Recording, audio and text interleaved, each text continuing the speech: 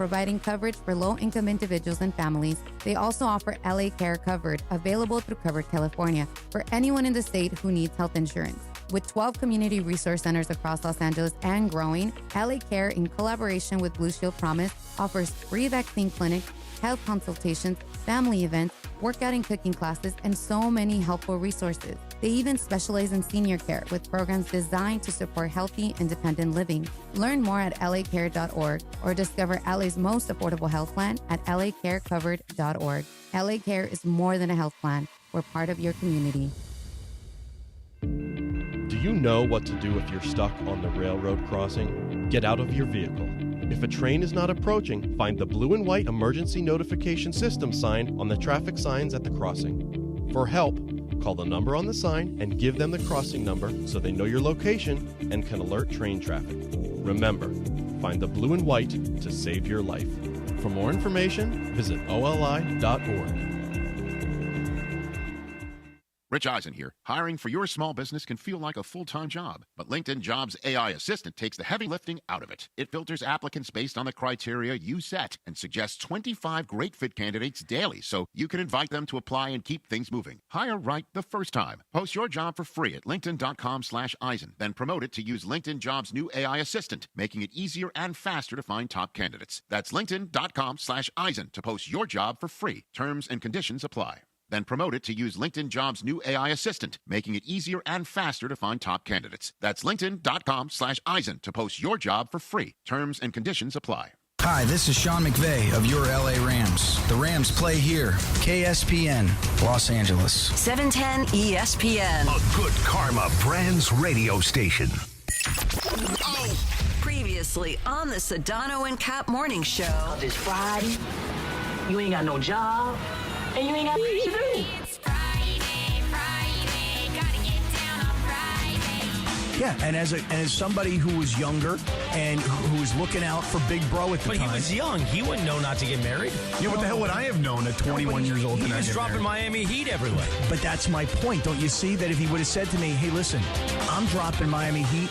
You should be dropping Miami Heat. Let's go drop Miami Heat together. You know, let's go beat Crockett and Tubbs. You know what I mean? Yeah.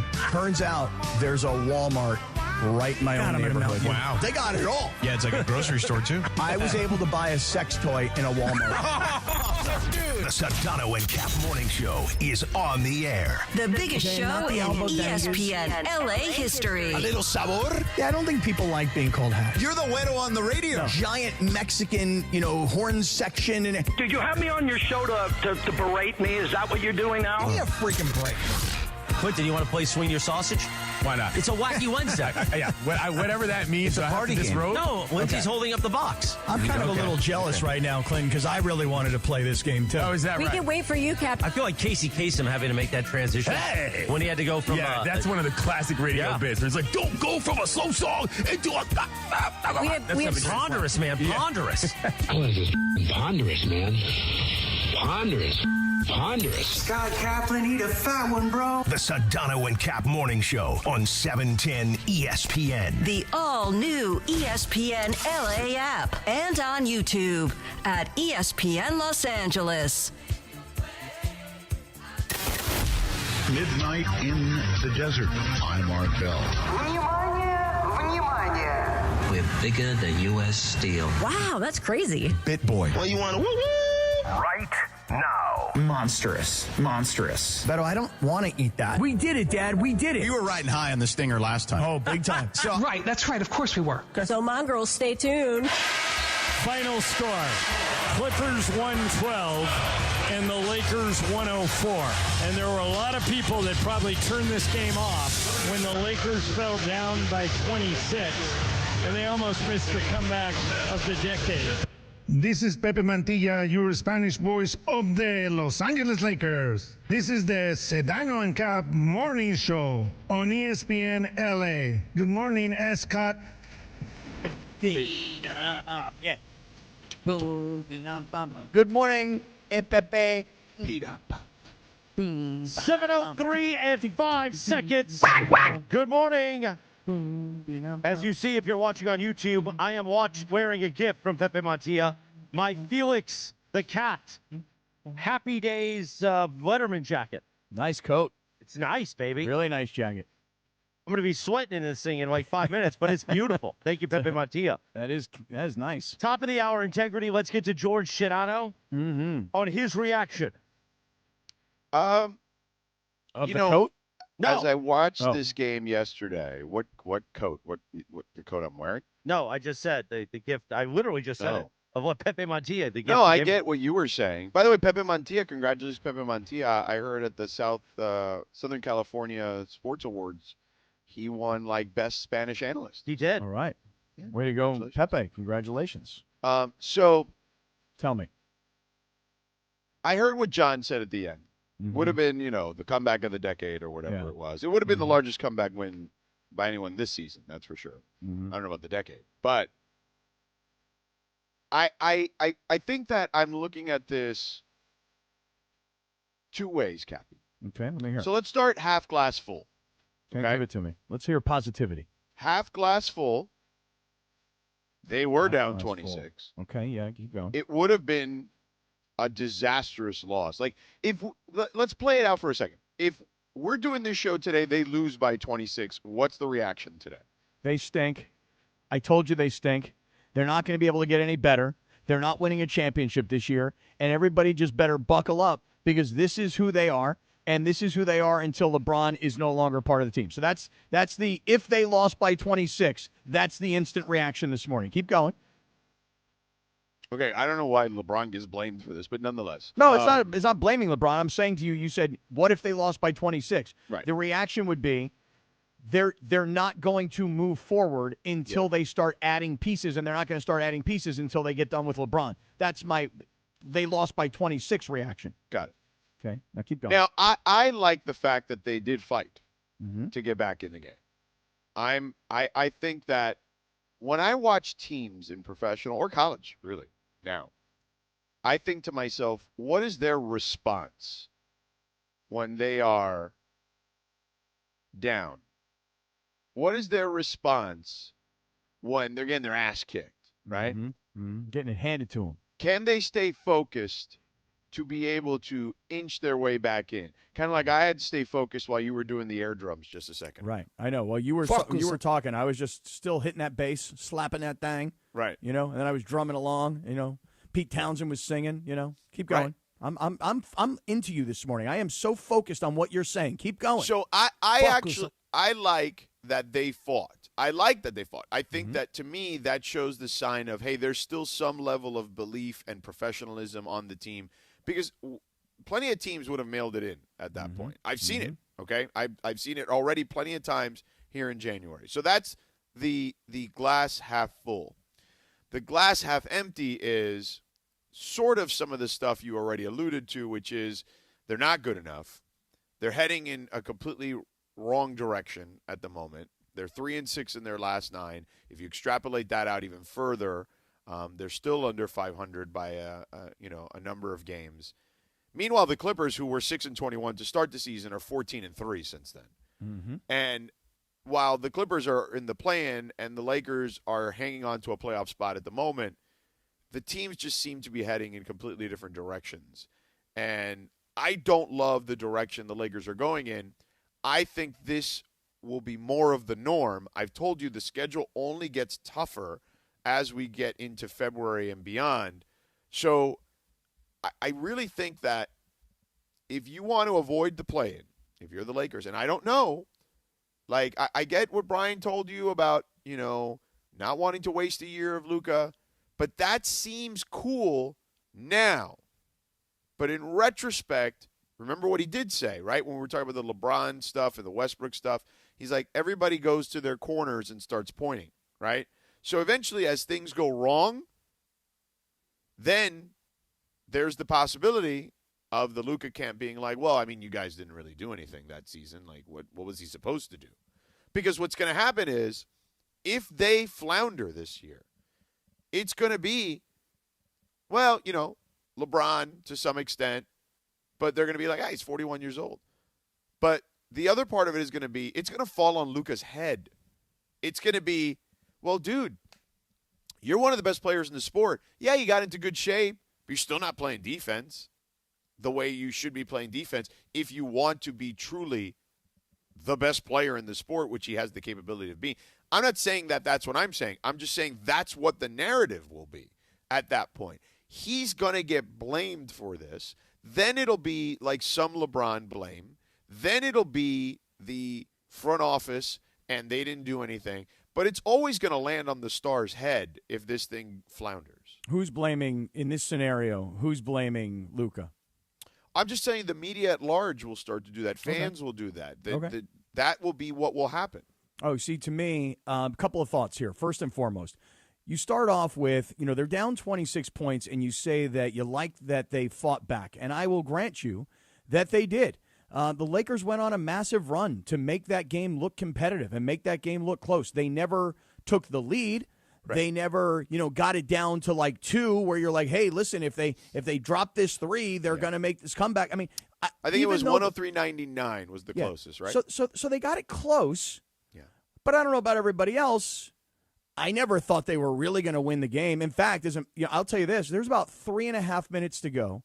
Yeah. The Clippers have a lead, and Kawhi's sitting on the bench. Right. And I'm thinking to myself, this game doesn't seem over. It seems like it's still up in the air, even though the Clippers have, whatever it may have been at the time, 5, 6, 7 point lead, 6, 7. I just was like, why is Kawhi sitting on the bench? In fact, not only was Kawhi sitting on the bench, he had a T-shirt on that I was like, is he not coming back into the game? Now, let's be transparent here. Yeah. What?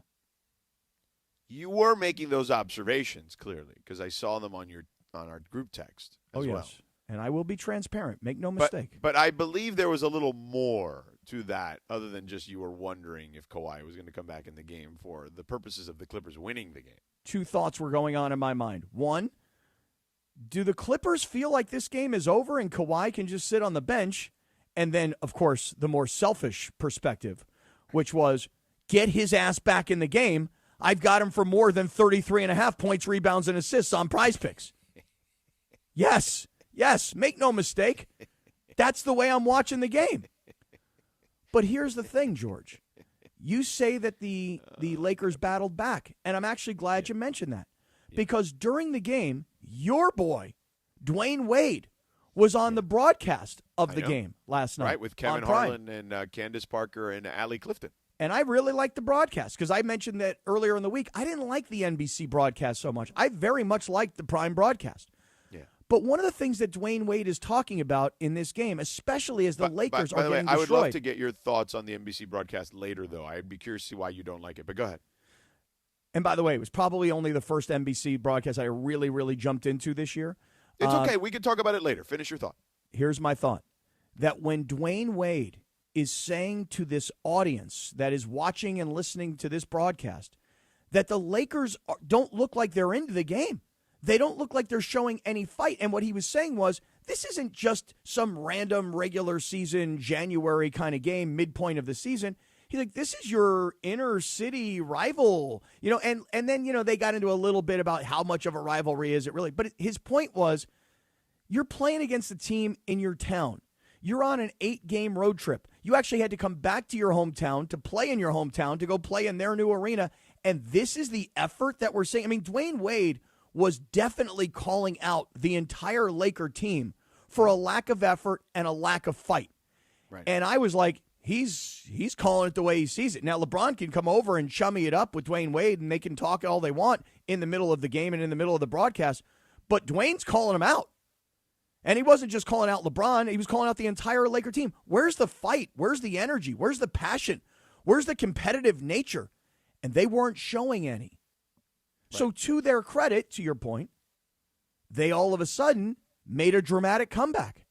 And they fought and they battled and they clawed. But they don't have enough, George. They do not have enough roster for roster versus the Clippers.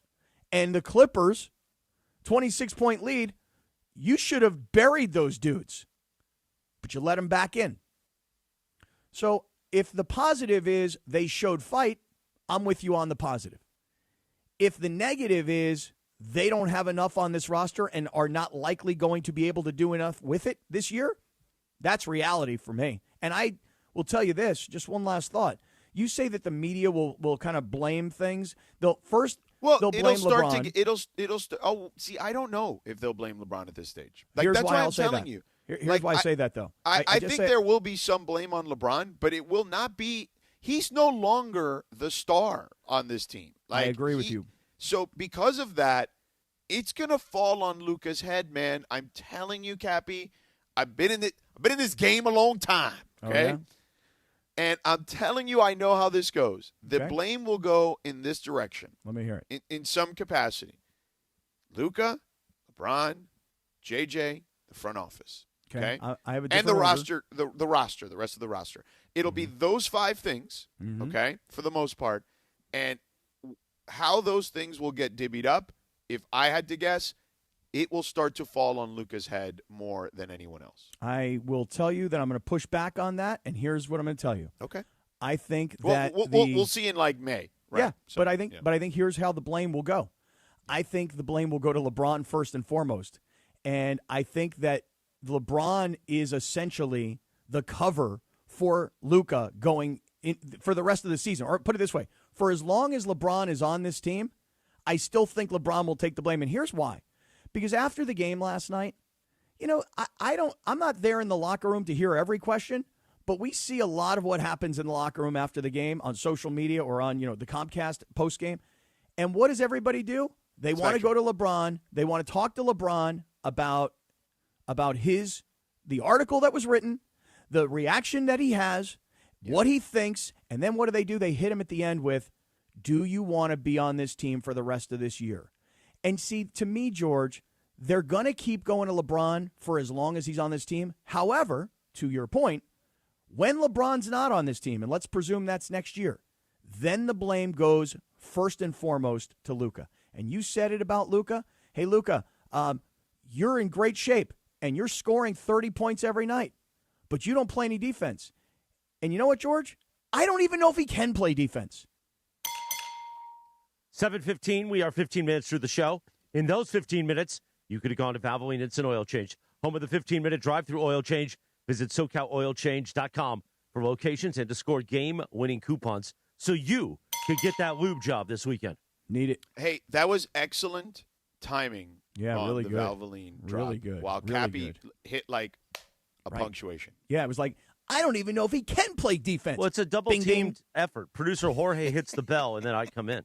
So it really, credit goes to Jorge on that one. That's what I'm saying. Excellent work. Really nice job. Nice timing by everybody. Really outstanding. Really nice. Hey, Ballno or Sedano, can I jump in and ask you a question? Sure. So that's an Ireland bit that we probably don't need on this show. I didn't know Ireland said that. Yeah. Says what? The axe thing? Yeah, that's a Michael Thompson thing. We probably don't need I that. thought that was kind of like an everyone thing. No. You don't think everybody says that? You don't think everybody says axe instead of ask? All right, well, go ahead. Ask the question. Never heard him say that. But anyway, Axe it. so at what point do people, if, Cappy, to your point about people blaming LeBron instead of Luka, which I don't think it's the case. I feel like it's just kind of like generalized right now. But at what point do people start pointing a finger at Luka and saying, hey, man, play some defense? Like, he doesn't play defense. We all know that. Well, you're starting to see it already, right? Like, I think that, if you look at the stretch of time, right? Like, I know Perk has been very vocal about Luka needs to play defense on Countdown and on NBA Today. I've seen Matt Barnes and Steven on their show talk about Luka's defense. I think that, and then there was Carmelo, right? Carmelo on his show was doing that. So I think it's starting to become a thing. Like, you know what I mean? Like, and I think it's always been a little bit of a thing, but it's going to become a bigger thing on the Lakers than it was on the Dallas Mavericks. It should. And you know why? Because you've talked about this, and everybody else who's come into the show who's talked about this, everybody who's an NBA, first person and an NBA expert. Ball knowers. What Dallas did was they essentially protected him, or you could say they took advantage of his offensive skills, not requiring him to necessarily have great defensive skills, because we'll put other guys around him because we want you to score. Everybody else, you play defense. Right. They constructed and crafted a team around him of guys who can shoot the ball and guys who can play defense. Right. So here's the thing about Luka. Everybody can tell me about Luka needs to play defense. I'm questioning right now, does Luka have that in his game? We know he can score. Last night, he made a three-point shot, George. He's dribbling outside the three-point line. He's being closely defended. He, leans to his left, falls backward, throws the ball up, and drains a three. And all of us are sitting here going, oh, my God, this guy. Man, he can just shoot from anywhere. Yeah. Dwayne Wade he's a wizard on offense. See, that play was amazing, but just to get it off track a little bit, how is that not a travel? When he's on his right foot, he's pivoting, and then he leans over, gets onto his left foot, and shoots from there. That's a travel in my mind. Technically, when it depends on. I'd have to go back watch it frame by frame. Yeah, I never. I remember the play, but I was on a flight, so I couldn't rewind. Mm-hmm. But it depends, Greg, where he starts to gather. Is what I would say. No, he's pivoting. So he's pivoting on his right foot, going back and forth. I could find the play and moves, and then he leans over to the left, stands on his left foot, and shoots, and he makes the shot. But he uses his left foot. That changes your pivot foot. Bergie, don't you know that the rules of traveling in the NBA have changed? Totally. I mean, now you're allowed to take 7 steps without dribbling, and then you're allowed to go to the basket. There's no traveling. There's videos that are just amazing. What they call the gather and then 7 steps afterwards is is incredible. Well, I don't think the gather in 7 steps is what it is, but is it 8 what steps? I would say. Here it is. I found it here. There's so many. There's so much traveling. But I was watching him like, how is that not a travel? That was an amazing shot. Incredible shot. But that's what I'm trying to say to you guys, is that Luka, do you remember what quarter that was in? It was in the 4th quarter. Yeah. Okay. The guy it might is have been an what made it incredible 93, offensive 91, player. actually, so probably around the 5. It was an impactful shot, as I recall. But the guy can shoot. We all get it. The guy can drive the lane. The guy can put the ball up in the air. The guy can do amazing things offensively. He don't play defense. And it's not only because he chooses not to. I question, does he have the capability? He clearly was trained to be an offensive scoring machine, and at that, he is great.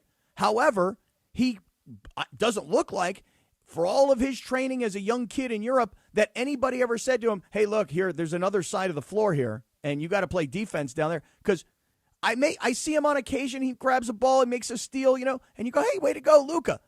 He's not a defensive player, and he's been given this role of, you don't have to play defense. We'll get other guys to play defense. So in this defensive run towards the end to take it from 26 down to 2, that was something. They did get to 2 as 93-91 at one point. So either way, it was his defense was actually not that bad in there. Him and Rui were very active defensively and blocking off lanes and doing a lot of different things that we haven't seen from them. And if you remember, I talked about it before, and in the Euro League, he was actually looked at as a top defensive player. So I get that it's different games. Yeah, nobody plays defense. No, yeah, right. So how is that? How is he such a good defensive player in the Euro League, and he has no defensive abilities here in the NBA? Or I don't know if he was that good a defender in the Euro League. I would just say that he was also playing they're playing a different style of defense there. I would say. What's with the Russian? Well, the Euro League. Euros. Anytime Russian, we can work it in. Right. Euros, Russian. Have you seen the play yet, Sedano? I'm watching it here. I'm trying to do – Twitter won't allow me to do frame by frame, so I may have to record it to do it. But I did see the play. I'd have to slow it down so I can see it better. But his footwork from my phone. But don't you see the point is that he's a great offensive player. We all understand it. He's not a great defensive player. He's not going to be a great defensive player. Is that because he doesn't have the skill? Is it because he doesn't want to give the effort? Is it because he says, no, I'm an offensive guy. You guys play defense. I don't know what the answer is. But here's what I do know. That, in my opinion, Luka will not start to receive the brunt of the blame until LeBron is gone, because LeBron is still the cover, because LeBron is still the drama, because LeBron is still the story. That's why in the aftermath of the game last night, when all the reporters are standing around him, what are they talking to him about? They're talking to him about his future on the team, and they're talking about his relationship with Jeannie, and they're talking about how upset he might be based on this article. That's the story of the Lakers, the drama. And that's going to be the story, in my opinion, as long as LeBron is on this team. I guess. Don't get upset. Don't get frustrated. It's early. It's early in the show. I get it, but it just feels like it's just such a lazy narrative. Why is it lazy? It's true. I mean, Are you telling me that Dave McMenamin is lazy, that he wasted his time last night talking to LeBron about this? No, I'm not saying that is wasting his time or being lazy. LeBron ripped podcast too in that comment, but he has a podcast. Well, he's talking about like the First Take style podcast. So more of like not like the Rich Paul podcast, or maybe. I don't know. I'm just trying to annoy you. So I mean, listen, you guys used to think he did the rundown. Clearly, he doesn't. I don't know. You don't think he wrote that whole script for Rich Paul the other day? I wonder if he does a Prize Picks read on his podcast. He probably does because, well, maybe not because he may have a competitive product. 3, 2, 1, go. All right, here goes. George, last night, it's true. I was looking selfishly at Kawhi Leonard sitting on the bench with about 3 minutes and change to go in a game that still was competitive. Why was he not out on that floor? I was pissed. I had Luka Doncic last night on a discount to score more than 26.5 points on Prize Picks. I had Kawhi Leonard last night to have more than 33.5 points, rebounds, and assists. Luka had 32 points. Check. Thank you. Win. Kawhi Leonard got to 33 total points, rebounds, and assists. Of all the losses that I've taken on Prize Picks, this is the one that stung the worst. Because I thought with 5 minutes to go in this game, this is an easy win. I got this thing no problem. Kawhi actually came off the bench, had a rebound and an assist, and got to 33. And I'm like, give him the ball. Let him score.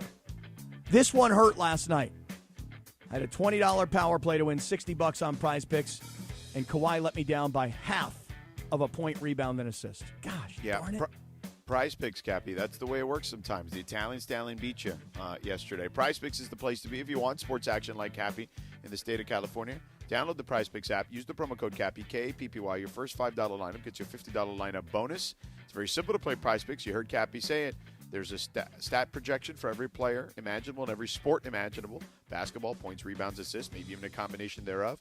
You bundle a couple together, including players in different sports potentially if you'd like, and you can win cold, hard cash. So download that Prize Picks app. Use that promo code Cappy, K-A-P-P-Y. Again, your first $5 lineup gets you a $50 lineup bonus. Prize Picks. It's good to be right. 7:25. Good morning. The Sedano and Kap Morning Show on a Friday. So do we, Sedano, you want to play that LeBron postgame sound next? Or Sure, where do you want to go? Where do you want to navigate?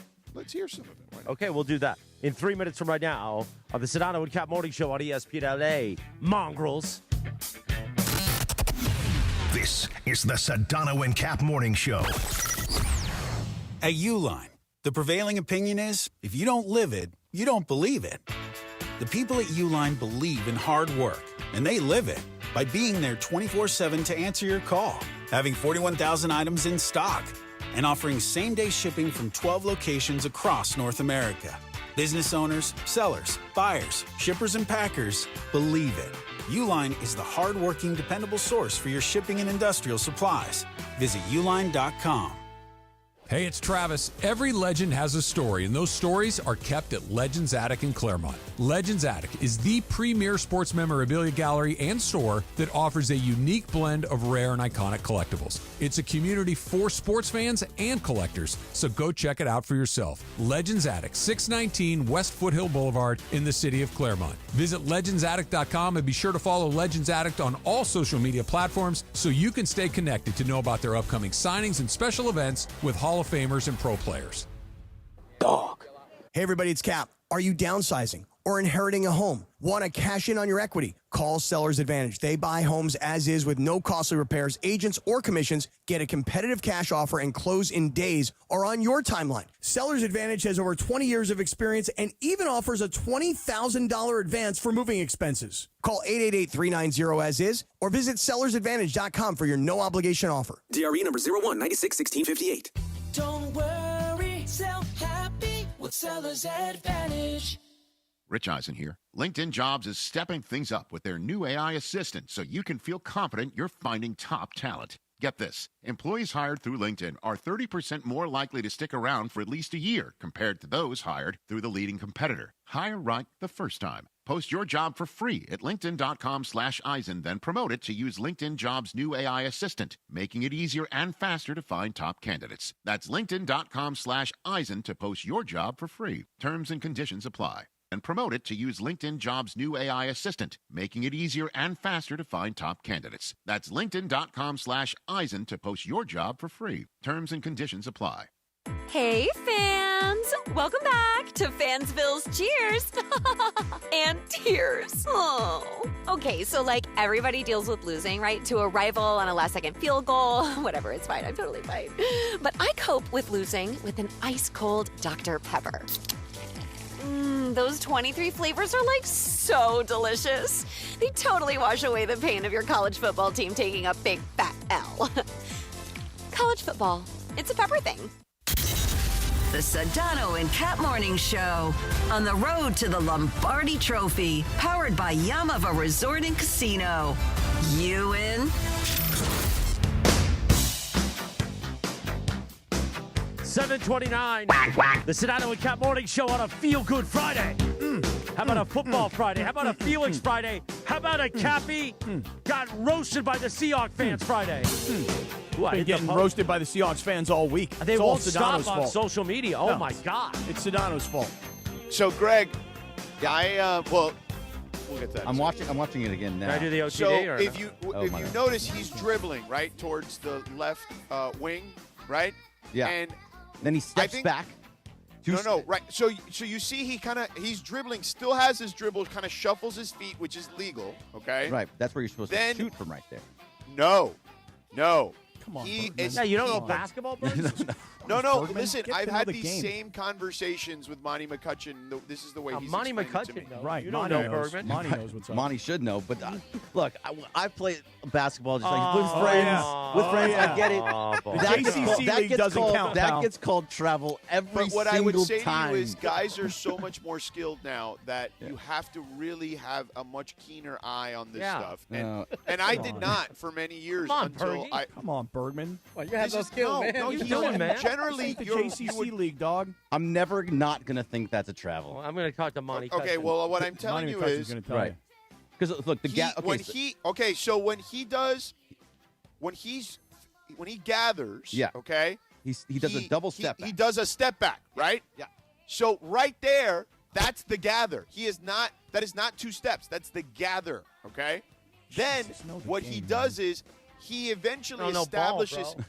his right foot as the pivot foot. Right.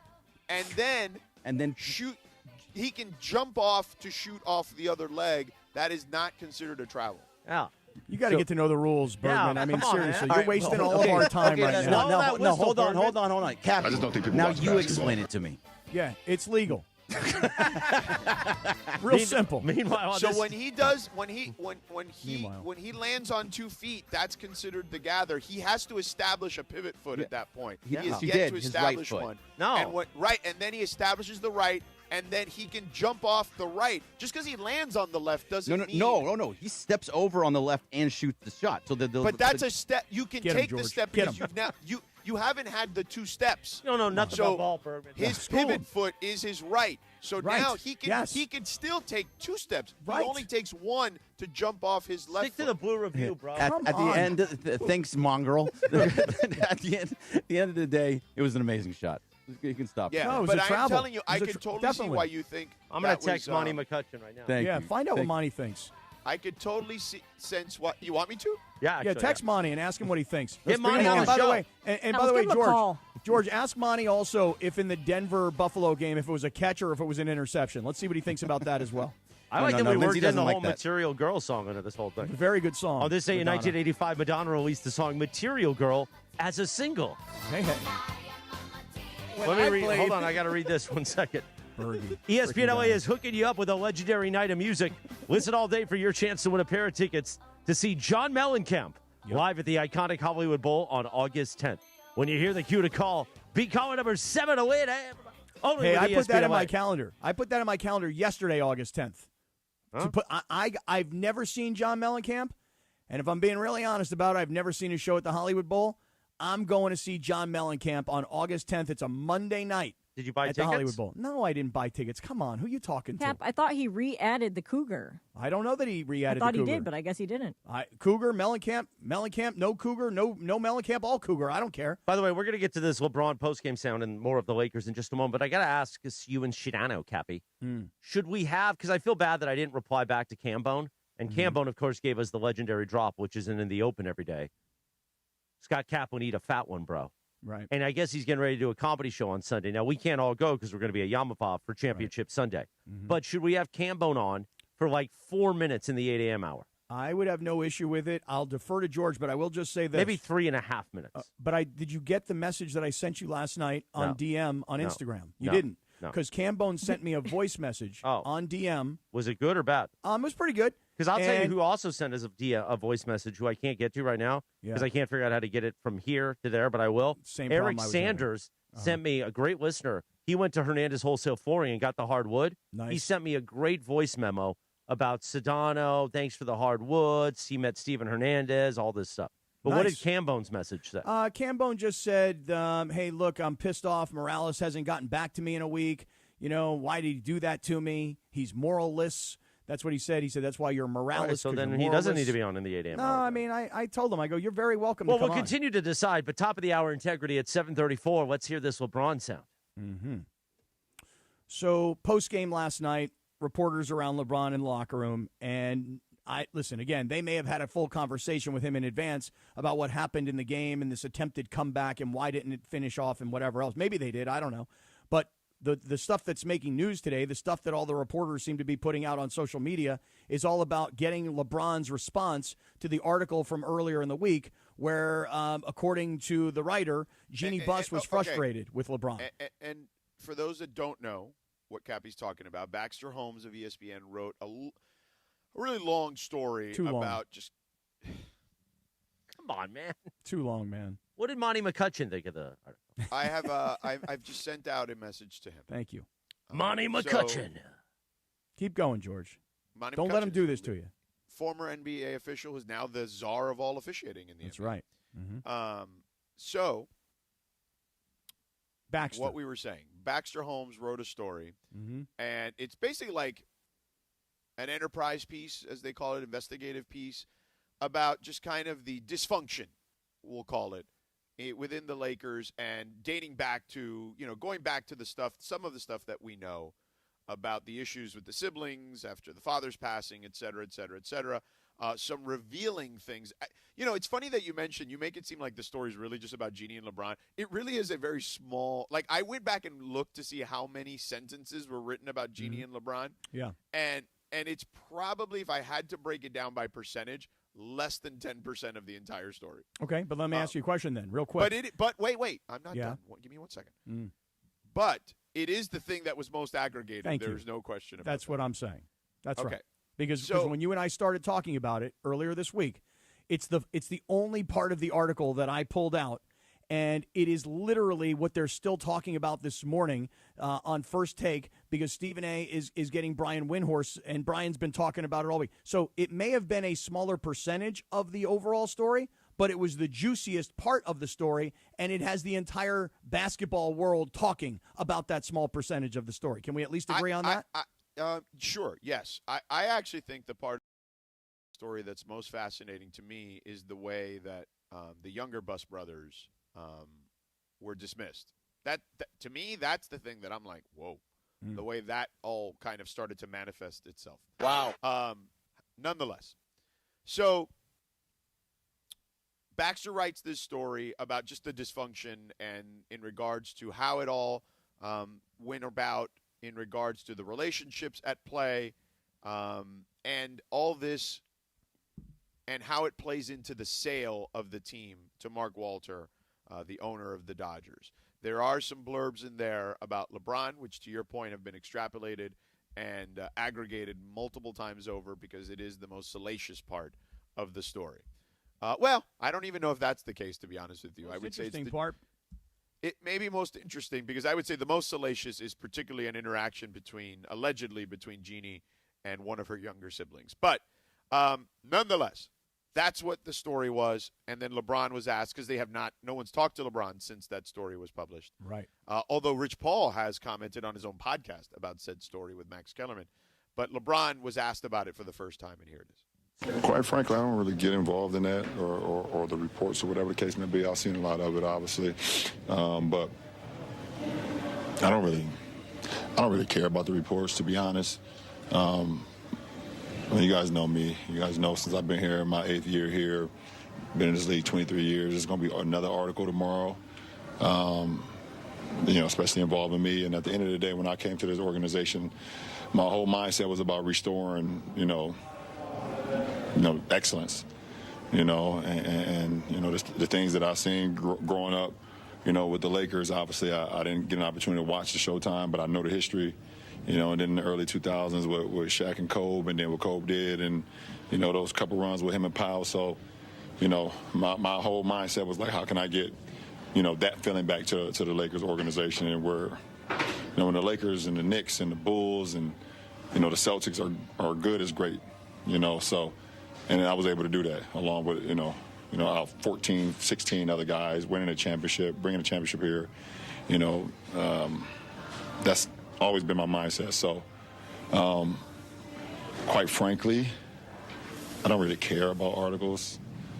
I really don't. I don't care about stories. I don't care about podcasts and all that type of shit. It don't bother me.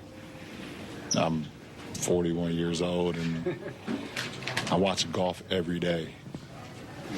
I don't care about an article. I don't care how somebody feel about me. If you know me personally, and then you know what I'm about. These guys know what I'm about, and that's all that matters. I can care less how somebody feel about me. Cared about one podcast in particular, though. You know which one it was, George? His? No, I wasn't even going to say his, and I wasn't even going to say Rich Paul's. I think it's his wife's, because he was wearing a sweatshirt last night when he was doing that interview, and it said "Everybody's crazy" on it, right?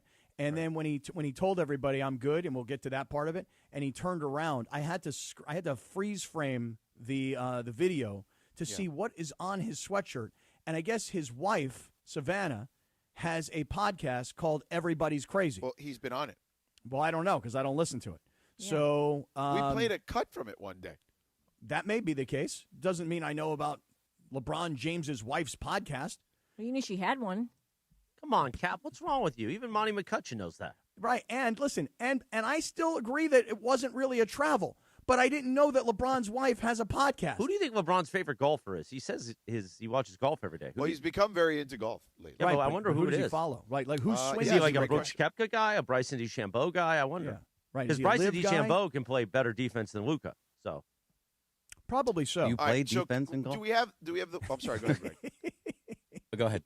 No, I jumped all over you. I was making a joke and it was a very funny joke. Do you play defense in golf? Okay. It was an outstanding joke, Greg. Excellent. Thank you, Cappy. Yes, sir. Absolutely right. I mean, I think I get the assist on the joke because I said you get the assist. I get the assist. That's absolutely right. You do get the assist. But he doesn't care about podcasts, and the only thing that LeBron cared about when he came to the Lakers was restoring the glory of the Lakers' past. And I would be like the idiot in the back going, excuse me, I actually don't know you personally, so I don't know what you're all about, but just real quick question. So all you cared about was restoring the glory of the Lakers? Like, there was nothing in there for you? There was nothing. I mean, like, if you restored the glory of the Lakers, first of all, you're such a chicken bleep. You would never ask that question. Oh, you know I'm way too much of a chicken bleep. I'm the guy that sits in the back. You can't even, the Uber guy in your car is having a full-fledged conversation. A fight. An argument, and you wouldn't even, object to that. And you're going to ask LeBron that question? You're so full of crap. And worse on the whole thing is that my girlfriend's sitting right next to me going, get us out of this car. Tell him to pull over. I'm like, why? What's the problem? He's cursing out his girlfriend on speakerphone while we're in the back of an Uber. Let's get out of the car. Nah, it's okay. It's not that big of a deal, babe. Talk to me. Focus on me. So it's true. It's true. I would be way too much of a wuss to stand in the back and say, excuse me, LeBron, over here. But if I had courage, that's if I had courage, I'd stand in the back and I'd say, hey, LeBron, over here. Hey, look, I don't know you personally, so I don't really know what you're all about.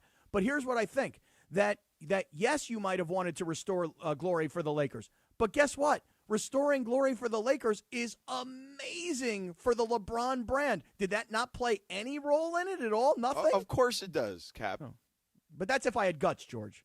But given that I'm gutless, I'll just have to sit here and take his word for it. Do we have the question about does he want to be on the team? Is that in there?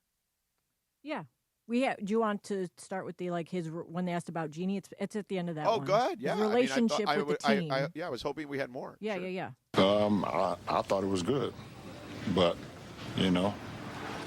somebody could see it another way. So it's always two sides of the coin. So, like I said, at the end of the day, how I represented this franchise and what I wanted to do to represent this franchise when I got here till now has been with the utmost respect and honor and dignity and I would say loyalty. I mean, I've played here longer than pretty much any other franchise I've played for besides Cleveland. And that was a 7 and a 4, so. Right, he's had a longer stint with the Lakers than anywhere else. What he said there, I want to defend LeBron when we come back. Because I know that's a big moment because I never defend him. But there's a point I want to make that involves Wendy and what Wendy said the other night on SportsCenter. Should I do that next? Yeah, that's you want to do it right tease. here? That's a forward tease. I'm Very front solid selling. Tease. Nice tease. I'm just saying. I know we have football on the rundown next, and obviously the NFC Championship game. It's fine. The Lakers Lakers lost to the Clippers. There's a lot of stuff to talk about. We can get to football. It's okay. Football. I know you want to rub the pigskin, so we are getting there for sure. But first, speaking of rubbing things, how about rubbing? Boy, where are you going from here? Hernandez Wholesale Flooring. They've got the hardwood, as we like to call it, the morning wood, because we're a morning show. Yeah. Sedano. Tell us about our friends, the crazy Hernandez brothers. Yeah, listen, you need that hardwood. It's very simple. You call Hernandez at 866-62-FLOOR. 866-62-FLOOR. You've heard us talk about our friends over at Hernandez Wholesale Flooring. They got that authentic old school TLC, a family-owned company who feature wholesale pricing year-round. Papi Hernandez started it 57 years ago, and he's still there, making sure Steven and Carlos are doing things right. Mom's there, aunts, uncles, nephews, nieces, cousins, sisters, you name it. And my question to you is this. If you need new flooring, why haven't you checked them out yet? Why haven't you called 866-62-FLOOR? Whatever kind of flooring you're looking for, they've got it in stock, homeboy. They have millions of options to choose from. That hardwood, the laminate, the tile, the vinyl, the carpet, even the artificial turf. Waterproofs, scratch-proof, kid-proof, pet-proof, whatever you need. Hernandez Wholesale Flooring has it. The crazy Hernandez brothers are always going to take care of you. And if you're a first responder, active military, or veteran, you will receive additional discounts on top of the already low prices. Plus, if you find a better price, which I doubt, you can call Hernandez at 866-62-FLOOR. Hernandez Wholesale Flooring will match it. No questions asked. Just tell them your square footage. Tell them what the price is that you're getting. And again, they'll match it, no questions asked. So shoot them a call at 866-62-FLOOR. That's 866-62-FLOOR. Visit their showroom in Commerce, right next to the Commerce Casino off the Fry Freeway. Or you can go to the OC location in Santa Ana if you're closer to that. Check them out online, HernandezWholesaleFlooring.net. That's HernandezWholesaleFlooring.net. Hernandez Wholesale Flooring. No games, no gimmicks, just the best price in town year-round, because no sale beats wholesale. Again, check them out on the web at HernandezWholesaleFlooring.net or call them on that number, Jack, at 866-62-FLOOR. Nice live read. 7:46 in the morning. We'll do more LeBron and play that genie sound from Wendy from the other night next in 3 minutes on the Sedano and Kap Morning Show. The Sedano and Kap Morning Show. We'd like to thank our founding partner, Providence. Providence, caring with compassion in Southern California. This is the Sedano and Kap Morning Show. We've all said it for years. The Monday after Super Sunday should be a holiday. And this year, Yamava Resort and Casino is making it happen. This Sunday, January 25th, join Cappy, Morales, Bergman, and producer Lindsay at the 909 Sports Bar to watch the AFC and NFC Championship games. Show up and enter to win a VIP Super Sunday experience. A free room, incidentals covered, plus our Super Sunday watch party and the Monday after, live from Yamava. Be there January 25th at Yamava Resort and Casino to watch and win.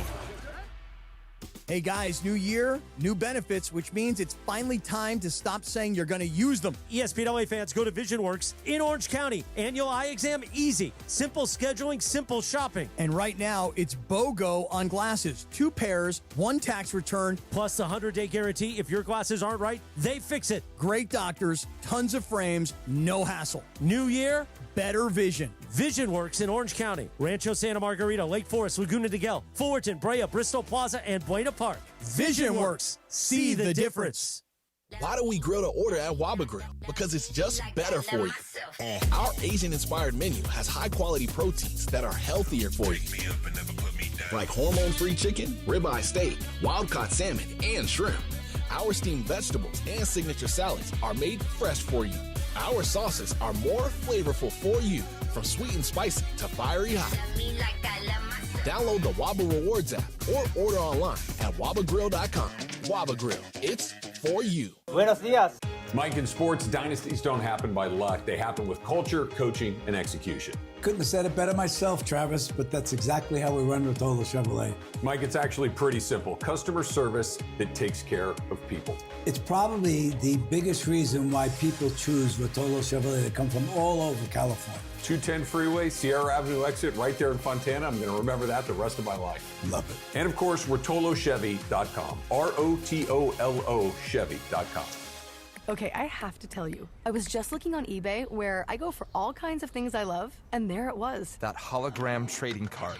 One of the rarest, the last one I needed for my set. Shiny like the designer handbag of my dreams. One of a kind. eBay had it, and now everyone's asking, ooh, where'd you get your windshield wipers? eBay has all the parts that fit my car. No more annoying, just beautiful. Millions of finds, each with a story. eBay. Things people love. Progressive presents Employee of the Month. Small Business Edition. Today's recipient from Michaela's Mobile Spa, Michaela. Michaela got a quick business insurance quote from Progressive and chose from over 30 customizable coverages. Sure, it helps she's her only employee and does literally everything. But while others would rest on their laurels, Michaela was hard at work saving big. So take that, hypothetical other employee who doesn't exist. Be your own Michaela. See if you could save in as little as 8 minutes at ProgressiveCommercial.com. Progressive Casualty Insurance Company and Affiliates. Coverage is not available in all states or for all vehicles and coverage selections. The Sedano and Kap Morning Show on the road to the Lombardi Trophy. Powered by Yamava Resort and Casino. You in?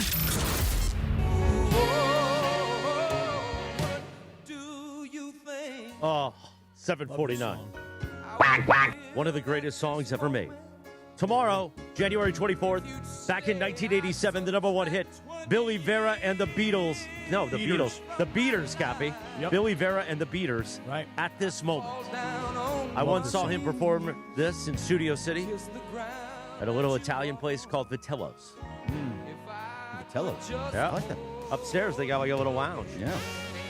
This guy, this song, I remember it back in the late 80s like we're talking about. It was just such an amazing song. I don't really know if he ever did anything else other than this. Well, he did a lot of acting. So he was the bookie in Beverly Hills 90210. Really? Yeah. Did not know that. Yeah. Glad I did not know that. It's weird. 7:50 in the morning, we will get to the NFC Championship game. Rams-Seahawks up ahead. Maybe we'll call Cam. How about this, Chris? Yeah. Let's do this. Let's do the Rams-Seahawks a little here. Okay. Wet the beak, as you like to say, a little bit. And then we can get to the LeBron Genie stuff in the top of the hour. I like it. Integrity. If it's too wet, what happens? Yeah, let's wet the beak. Wet that beak. Boy, George, you missed, Cappy, you missed so quite an on- appearance this week, by the way. you Just went side on- note. Just side note. that? You missed quite an appearance this week. That's right. Sedano wasn't here Oh, yesterday. You, man, But he heard it. Dr. Clapper yesterday was on Yeah. one, boy. I was listening. I know. I'm just saying, would have been fun to have you a part of it. Man, You'll he hear was- that back if you missed it tomorrow morning at 7 a.m., the Weekend Warriors Show, presented by Cedars-Sinai. Cappy, I'll give you the assist there on the front cell tees. Hey, thanks a hell of a lot. All right, George, let's talk about NFC Championship game. So you were on KJR yesterday as well. So I was on both stations yesterday in Seattle. You were on KJR with their afternoon show. Yep. What is the issue? What is going on? Are they still upset? 'Cause Yes. it seemed like everybody was still upset when I Yes. went on this yesterday. Yeah, so here's the thing. On Monday of this past week, coming out of the game that the Rams had played against Chicago, and it was a great win, and it was a crazy game Right. Because the Rams had a 7-point lead until Caleb throws that ridiculous touchdown pass. We all saw it. Yep. Right. So now Monday comes, and you come on the air, and the first thing you say is, I'm confident the Rams will beat the Seahawks. Correct. And you double down and triple down and quadruple. And you just kept saying, I'm confident for this reason, and I'm confident for this reason. I'm confident for this. And then I open my big fat mouth. You and agreed.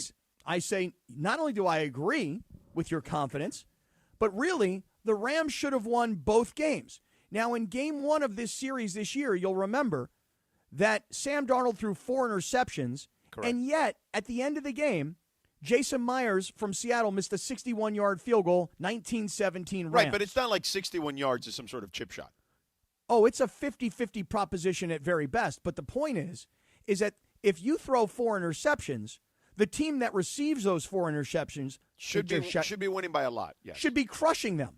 Right. And they didn't. And right, the Seahawks but that's how still good had Seattle's a chance to defense win. is. Right. So now, when the Rams go to Seattle, the Rams have, I think it was a 16-point lead. Right. And they give up a punt return for a touchdown. Momentum shifts, and we all know what happened. Controversial 2-point play, et cetera, et cetera. Yes. Right. And the Rams wind up losing the game. All right. So, what happens? So here's the thing. Like, when I went on the shows, everybody was like kind of coming at me a little bit, like in a fun way. Yeah. And, I know Brock Heward on Cairo in the morning on 710 ESPN over there. We work together at ESPN. And I know Mike Salk like a tiny bit. And then Mark James in the midday at KJR, who leads into Dave Softy Muller, who you went into, I've known forever.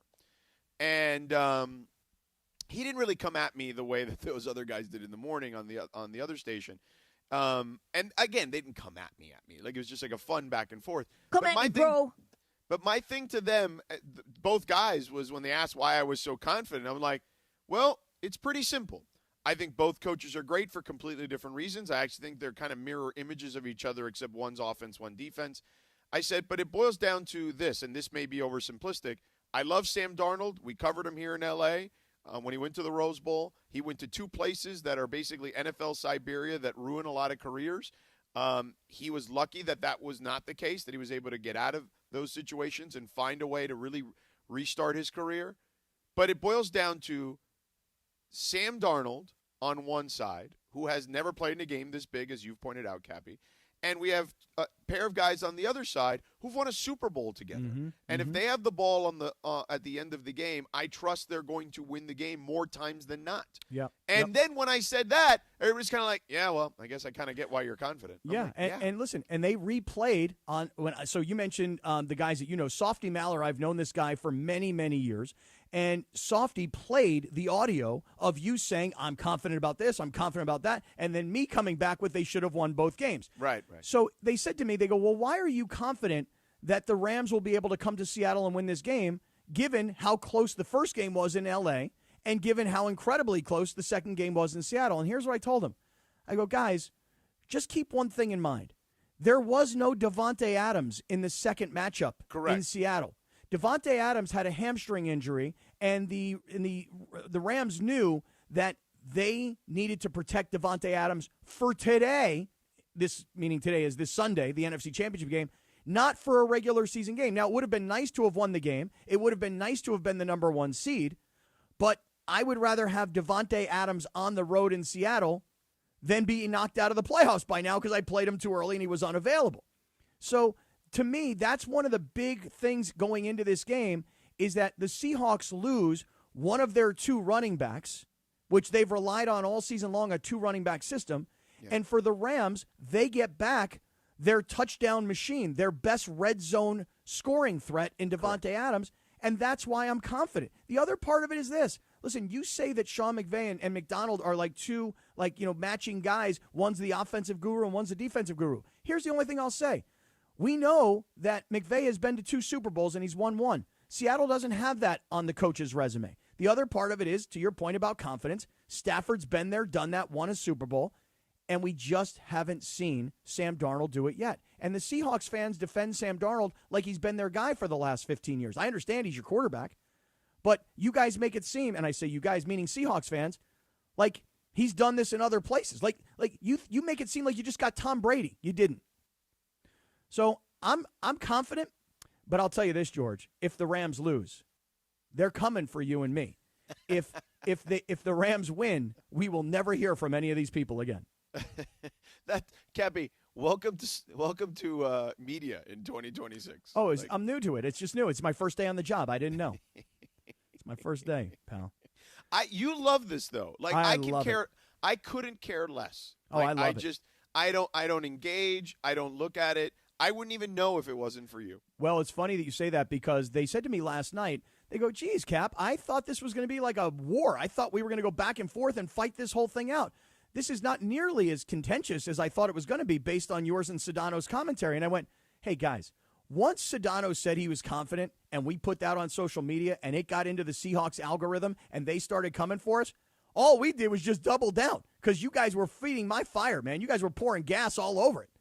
And so I admitted it totally to them last night. Like, yeah, I was just totally trolling you guys. It's a pretty good troll job. You got to admit. I mean, I don't know if it's a troll job if you believe it. No, I believe it. But once they started coming after us on Monday, I told our social media team, oh, get ready, guys. I'm going to do it even more on Tuesday. And then you guys can put it out there. And then Morales tripled down on it. And then the Seahawks fans have been coming for us all week long. I didn't really say anything. I was just in the room, and DeMarco said something like, who's that player? And then that really pissed them off. They're really didn't know who they were? Yeah. They're really mad about that one. 7:58, by the way. It's Rams playoff football with a trip to the big game on the line. The Rams take on the Seahawks this Sunday in the NFC Championship game. Tune in at 1:30 p.m. for the Toyota Rams countdown to kickoff with Travis Rogers and Sua Cravens leading you to kickoff at 3:30 p.m. after the final whistle. What? Oh, Sua. He's a scumbag. Stay locked in for the full post-game reaction with Travis and Sua. He's no Keyshawn. Hear it on 710 a.m. or in crystal clear digital audio on the all-new ESPN LA app. Home of your Los Angeles Rams. Coming up in about 3.5 minutes, we've got the Cap 10, which is actually the Cap 4 this week. And we'll get back to the Lakers. We'll make that analogy I wanted to talk about. And in the 8 o'clock hour, we're going to tell you about our extravaganza this Sunday at Yamava. Stay tuned. The Sedano and Kap Morning Show on a Feel Good Friday. Smile, mongrels. The Sedano and Kap Morning Show. Hey, it's Travis. Every legend has a story, and those stories are kept at Legends Attic in Claremont. Legends Attic is the premier sports memorabilia gallery and store that offers a unique blend of rare and iconic collectibles. It's a community for sports fans and collectors, so go check it out for yourself. Legends Attic, 619 West Foothill Boulevard in the city of Claremont. Visit legendsattic.com and be sure to follow Legends Attic on all social media platforms so you can stay connected to know about their upcoming signings and special events with Hall of Famers and pro players. With America's best lineup of hybrids from Hyundai, you get the best of both worlds. Like the reliable and efficient Tucson Hybrid, backed by America's best warranty. The Hyundai Tucson Hybrid. It's the best of both worlds. Now, lease a Hyundai Tucson for $269 a month or get 0.99% APR financing for 60 months. See your SoCal Hyundai dealer. Offers end February 2nd. Call 714-568-7676 for details. Playoffs? Are you kidding me? And chicken wings? You better not be kidding me.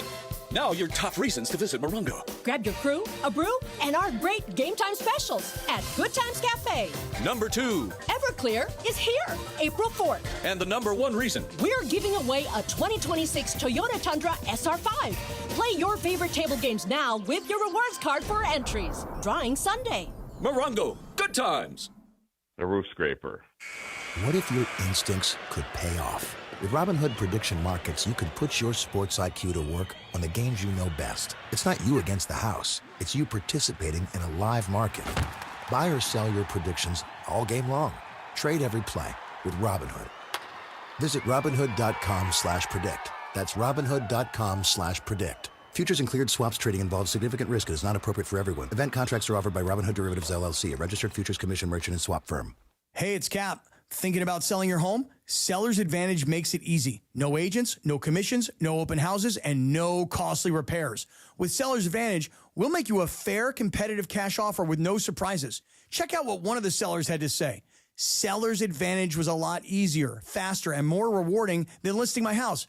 I worried about getting a low offer, but theirs matched the value I was hoping for and much higher than their competitors. They gave me time to decide, and the process was friendly, fast, and anxiety-free. I highly recommend Seller's Advantage. Call Seller's Advantage today. 888-390-AS-IS, 888-390-AS-IS, 888-390-2747, or visit sellersadvantage.com for your free, no obligation cash offer. That's sellersadvantage.com. DRE number 01961658.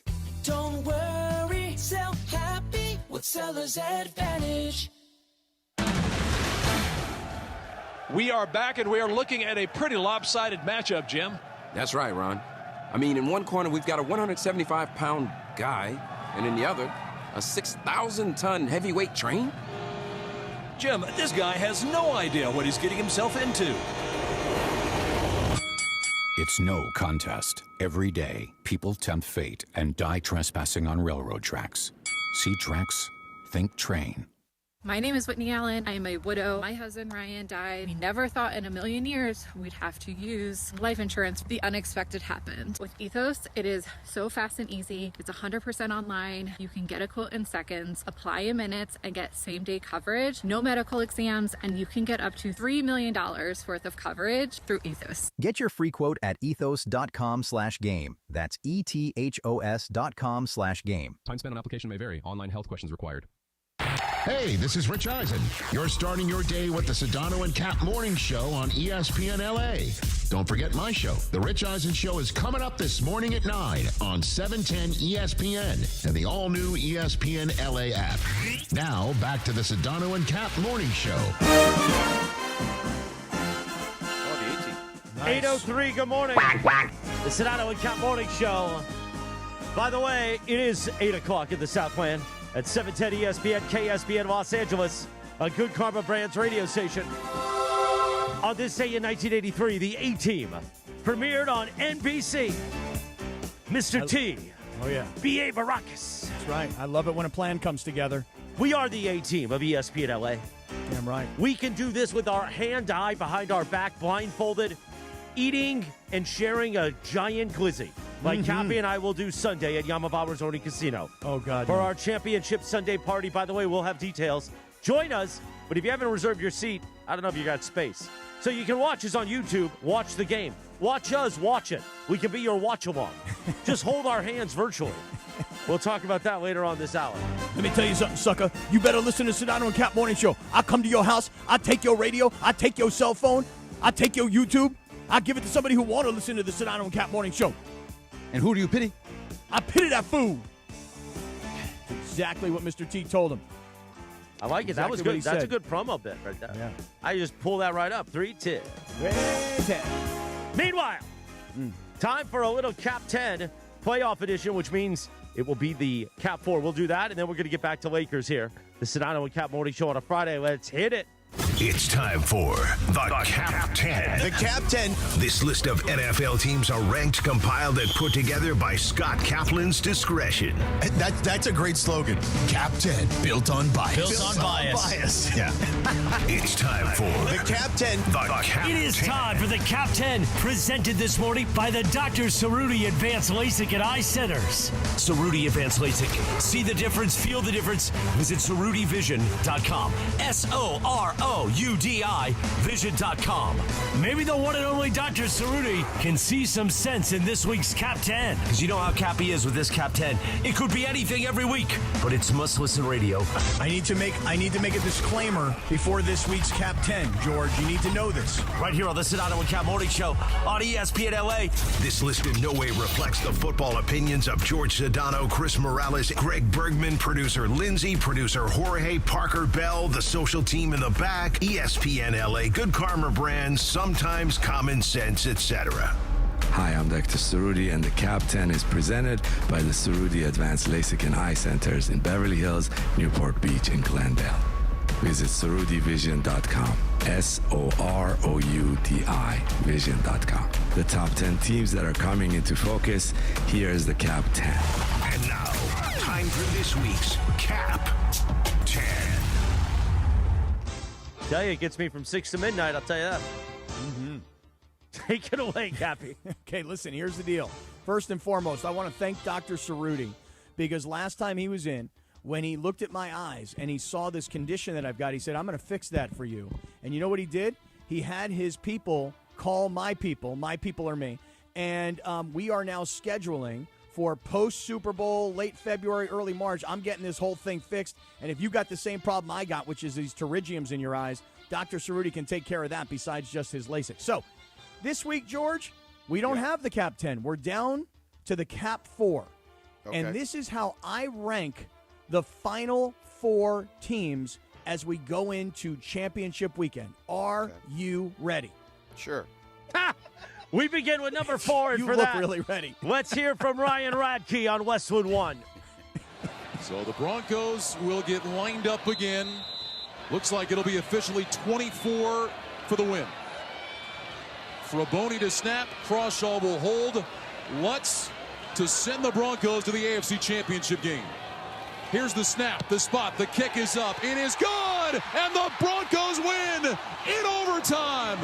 Denver 33, Buffalo 30, and for the first time in a decade, the Denver Broncos are back in the AFC Championship game. So the Broncos are my number 4 team going into this weekend. You might be thinking to yourself, why is that? I mean, they're the number 1 seed in the AFC. They're hosting the AFC Championship game. A couple of thoughts come to mind. Number 1, they beat Buffalo 33-30 on that last-second field goal in overtime. But here's the thing. Josh Allen threw 2 interceptions in that game. He fumbled 3 times. He lost 2 fumbles. So that's 4 turnovers. This is a game where really Denver should have pounded Buffalo given the turnover situation, and they did not do that. Now, of course, the next part of all of that is the most impactful injury going into the championship weekend is that Denver lost their starting quarterback. Now, I've heard all the talk all week about Stidham, the backup quarterback. You know, Baylor to Auburn, 4th-round pick, New England, backup quarterback to Tom Brady. Had a couple of decent games. It's Stiddy, Cap. Didn't you hear? Stiddy. My B, y'all. Had a couple of decent games for the Raiders. And even when people started to poke around the Broncos about trading for him, the Broncos wouldn't give him up. Sean Payton, according to all the reports, really wanted this guy and has thought that he's a great insurance policy. But is a backup quarterback who hasn't thrown a pass since 2023 really going to come into an AFC Championship game and win? I'm not giving up on the Broncos, but I find it hard to believe. I got to see it. George, I got Denver as my number 4 going into the weekend. What do you think about the Broncos at 4? Well, here's the thing about the Broncos, Cap. They've been significantly good in these underdog scenarios. So let's just start here. I'll give you like a kind of a larger synopsis since we only have 4 teams to deal with. Broncos 8-2 all time in the AFC title game, second best record in the Super Bowl era. Only the Giants have a better record. They're 5-0. Broncos have been home underdogs twice this season, 2-0. They beat the Chiefs as a 4.5-point dog in Week 11 and the Packers as a 1.5-point dog in Week 15. The Broncos have been home underdogs 3 times in the playoffs, winning all 3 games outright. 2015 AFC title game against the Patriots, 2011 wild card against the Steelers, 1977 AFC title game against the Steelers. Sean Payton, Cappy, 13-10 outright and 15-8 against the spread as a home underdog. This is Sean Payton's 11th career playoff game, and he has never been a home underdog. That was crispy, warm, and juicy. The Sedano Nuggets. We now move to number 3, and for that, is it John Sadak or John Sadak? Sadak. John Sadak, actually, on Westwood One. Shotgun single back right, trips left, 3rd and 5 at the Houston 33. Stevenson goes up in front of May. Blitz comes near side. May feeling it. He steps into it. He slings it deep right. 1-on-1 to the end zone. Touchdown, Patriots! Brought in by Booty. A rematch with Stingley. Won by the Pats. And it's 27-16 New England. 12:58 to go in the 4th. A 32-yard touchdown strike. That was a crazy throw and catch from the Patriots-Texans game. But if I've got Denver in at 4, I'm going to put the Patriots in at 3. They've won their first 2 games over the Chargers and against Houston. But look, let's face it. I mean, the Chargers posed no threat. They scored 6 points. The Texans, C.J. Stroud, 4 interceptions. Now, again, we keep going back to when Sam Darnold threw 4 interceptions against the Rams and how Seattle was still in that game. Well, Houston was still technically in that game. But when your quarterback throws 4 interceptions in a playoff game, you are likely to lose that game. So here's the thing. New England, first year with Mike Vrabel, first year of putting this staff together, second year of Drake May's career. I give the Patriots all the credit. But in terms of ranking the 4 teams that are still alive, Denver's at 4, and I've got New England in at 3, George. Well, it's interesting because Drake May is 2-0 in the playoffs in his first run, similar to Tom Brady, Cappy. Although Tom Brady's first loss in the playoffs, do you remember who it was to? Are you going to tell me it was to Denver? It was the Denver Broncos. Wow. So there's a little nugget for you. It was a little nugget. Very small nugget. I thought it was going to be a big one. Big, juicy one. Just a little 6-piece. All right, here's another good Patriots. Oh, here we go. Patriots have allowed 1 TD in 2 games this postseason. They're the first team to allow 1 or fewer TDs in a 2-game span within the postseason since 2006. That was the Colts who did that, who went on to win the Super Bowl. In the divisional round, they beat the Ravens, and in the wild card against the Chiefs, they only allowed 1 touchdown. It's the first time the Patriots have done so since 1997. That's when I believe Bill Parcells was there in the division round versus the Steelers, wild card round versus the Dolphins. All right, time for number 2. I can't believe you're doing this, Cappy. You're breaking under pressure. I know that. Let's hear from J.B. Long on the ESPN LA Rams Radio Network. Rams on the ball 2-by-2. Kyron offset left. Stafford in the gun.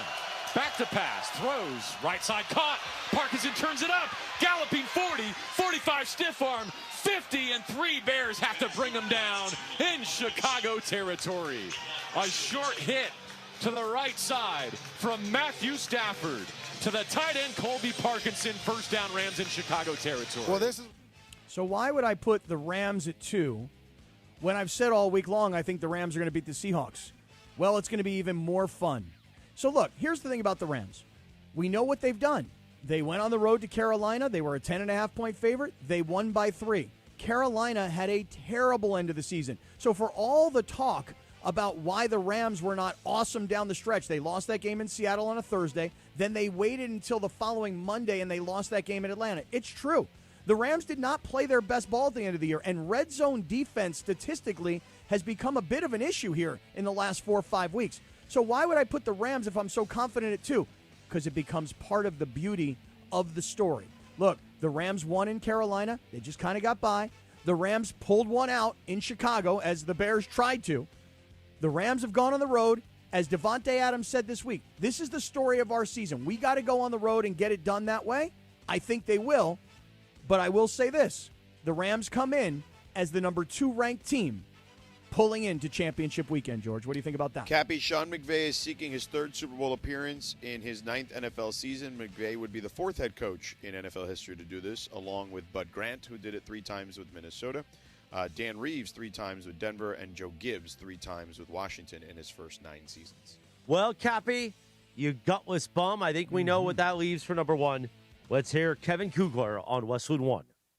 A ticket to the NFC Championship on the line between these 2 NFC West rivals. And we are underway in Seattle. Rashid Shaheed drifting to his right. He'll field the kickoff on the 4.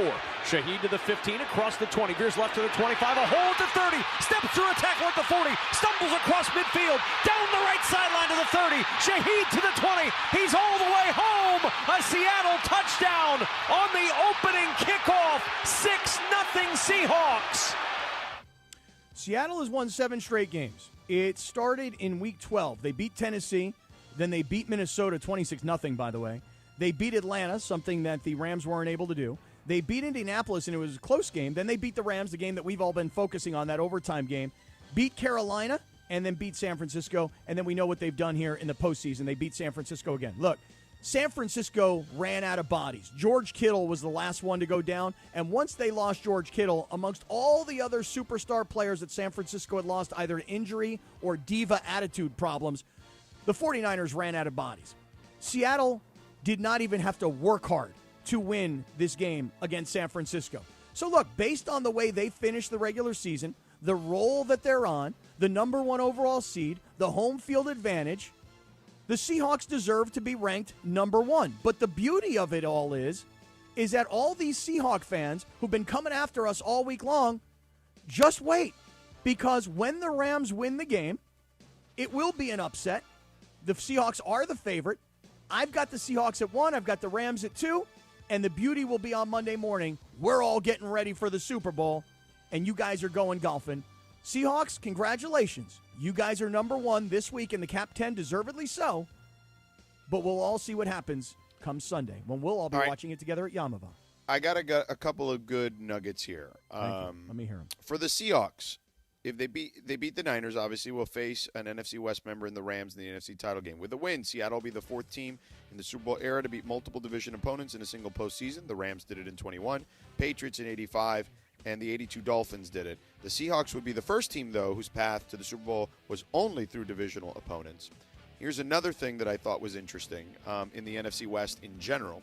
The NFC West continues to be a force to be reckoned with this season. First division since 1970, which is the merger, to have 3 12-win teams. First division since 70 and the merger as well, with the outright 3 best records in the conference.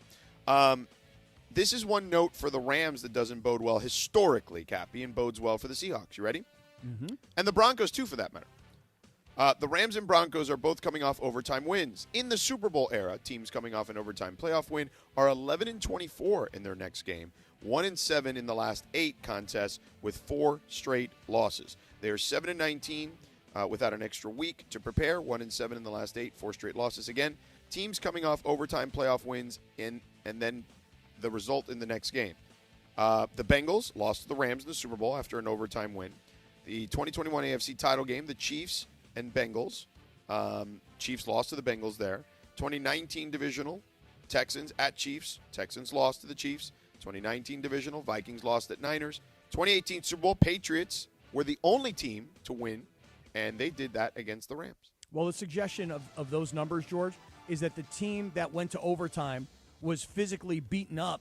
And in this case, it works perfectly if you're a Seahawks fan because the Rams had to work exceptionally hard. Got fortunate to get out of town with a win in Chicago. And, of course, Chicago was very fortunate on that Caleb pass. And also, don't forget, you're going from 80-degree weather to Antarctic weather in Chicago, then turn around and come back to summertime weather in Southern California, then travel again to Seattle. I mean, everything, all the travel, the overtime games, the way Seattle did not have to struggle at all. There was no competition from San Francisco. They had the bye week. They're the healthy team. They're the rested team. Everything points to Seattle winning this game, other than coach-quarterback combination, which has already proven it can do this on this kind of a stage. I'm still taking the Rams, but that's how I rank them. Denver, New England, Rams, Seattle. That's my Cap 4 going into championship weekend. You disagree with that ranking system? No, based on the results in the regular season, that would be okay. Wow. Thank you, Cappy. The Cap 4 brought to you by Cerruti Advanced LASIK and Eye Center. See the difference, feel the difference. Visit CerrutiVision.com or call Dr. Cerruti on that new number. Call 855-NOW-2020. 855-NOW-2020. That's 855-669-2020. We've mentioned Sunday at Yamava. Let me tell you this. The road to the Lombardi runs through Yamava, and this Sunday is your chance to win the Ultimate Super Sunday Prize. Join Cappy, myself, Bergman, and producer Lindsay Baseball at the 909 Sports Bar for the AFC and NFC Championship games. Show up and sign up for your chance to win a VIP Super Sunday experience and a one-night stay at Yamava. Be there this Sunday at Yamava Resort and Casino to watch and win. Spots are limited. Reserve your seat now at ESPNLA.com. You win, Cappy. I can't wait. Cappy, I would also add not only just the regular season, but also based on the ease of the way the Seahawks have gotten into this position at the moment. Yeah, and again, I look at Denver and I say, listen, you lose your starting quarterback and you're going to start a guy who hasn't thrown a pass since 2023. That's why you're ranked number 4 this week. And if you win, which I still believe can happen, good for the Denver Broncos. Still ahead this morning. Coming up next, we'll do the Morning Wood, which may be from thanks to Hernandez Wholesale Flooring. Maybe we'll include a little Lakers conversation. And around 8:45, we're going to tell you about all the fun frivolity we got planned for Sunday at Yamava. Plus, maybe we'll get Cambone on for 60 seconds to defend himself and talk about his big comedy extravaganza. In our Prize Picks Power Hour, we will do our picks against the spread for Championship Sunday. Sam Boney will join us, and the Lindsay segment at 9:30 a.m. Jam-packed, feel-good Friday. But Sedano at 8:21, tell us about your home away from home. Oh, listen, at LAX, man, changes are arriving daily. The People Mover trains, okay, are making things happen for you, and it's coming soon. It's coming online very soon. The reality is this, right? There's way too much congestion in the bowl there at LAX. Well, the People Mover trains will make sure that that's no longer the case. The People Mover trains are going to be there for you to make sure that you get around LAX in 10 minutes or less. Yes, those new trains will quickly move guests between all terminals, the new consolidated rental car center, metro trains and buses, economy parking, all in 10 minutes or less, departing every 2 minutes. They'll help approximately 30 million passengers per year. So to learn more, go to this website, lawa.org/ESPN. That's lawa.org/ESPN. Thank you, Sedano. We're back in 2 minutes and 30 seconds. The Sedano and Kap Morning Show. We'd like to thank our founding partner, East Central Hotel, the official downtown home away from home for Cappy and Morales. EastCentralHotel.com. This is the Sedano and Kap Morning Show. When pain keeps you from doing what you love, Hoag Orthopedic Institute gets you back to you. We are ranked number 18 in the nation and number 1 in Orange County for orthopedic and spine care by U.S. News and World Report. From the surf to the green, our world-class doctors are there, which is why more Californians choose Hoag Orthopedic Institute for orthopedic and spine care more than any other hospital. At Hoag Orthopedic Institute, there is no one better at getting you back to you. Proudly founded by premier physicians in partnership with Hoag. Learn more at HoagOrthopedicInstitute.com. For a century, the Genesis Invitational has stood as one of golf's greatest stages, where the game's legends make their mark and history is written. It's official. The round that will long be remembered. Oh, yes! Ludwig Oberg. February 19th through 22nd, celebrate 100 years of championship golf. Experience the drama, the tradition, and the moments that define the Genesis Invitational. Get your tickets now at genesisinvitational.com. We've all said it for years. The Monday after Super Sunday should be a holiday. And this year, Yamava Resort and Casino is making it happen. This Sunday, January 25th, join Cappy, Morales, Bergman, and producer Lindsay at the 909 Sports Bar to watch the AFC and NFC Championship games. Show up and enter to win a VIP Super Sunday experience. A free room, incidentals covered, plus our Super Sunday watch party and the Monday after, live from Yamava. Be there January 25th at Yamava Resort and Casino to watch and win. We all hear the radio ads about the IRS. They tell you to be afraid, to be scared, and they try to frighten you into calling. I'm not here to do that. Tax Relief Advocates is different. TRA is here to tell you that if you owe money to the IRS, whether it's $5,000, $50,000, or $500,000, we have a solution. It doesn't matter if you're sitting in your car, at work, or with your kids. No matter where you are, call now. 800-575-6759. Don't lose hope. TRA can eliminate or reduce what you owe to the IRS. Generous programs are now available that can give you a fresh start. Our passion is taxes and helping individuals fix their IRS problems. We have over 1,000 5-star reviews on Google and an A+ with the Better Business Bureau. You don't need to be afraid of the IRS any longer. End your tax nightmare today by visiting us online at TRA.com or call 800-575-6759. That's 800-575-6759. Tax Relief Advocates. Real solutions for real people. The Sedano and Kap Morning Show. On the road to the Lombardi Trophy. Powered by Yamava Resort and Casino. You in?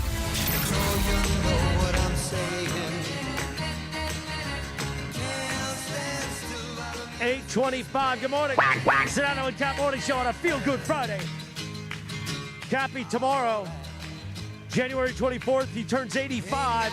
Neil Diamond. Wow, 85, man. Wow. You know that movie that's out right now with Hugh Jackman, where he's like the Neil Diamond impersonator guy? What's the name of that movie? Anybody know what I'm talking about? Song Sung Blue. I haven't seen it, but I was told it's unbelievably depressing. Oh, I'll be glad to miss that one. Is it about Neil Diamond? I thought it was like impersonators. Like it was a tribute band. I didn't know the connection there. Yeah. Also tomorrow, back in 2006, Walt Disney International And Bob Iger announced it was buying computer animation firm and the film studio Pixar for $7.4 billion, which included Cars. Ka-chow. Nice dance moves, Bergie. Thanks, man. Looking good, man. Meanwhile, I want to fit a lot in this segment here because we jam and load it. So follow me, cameraman, as somebody once said.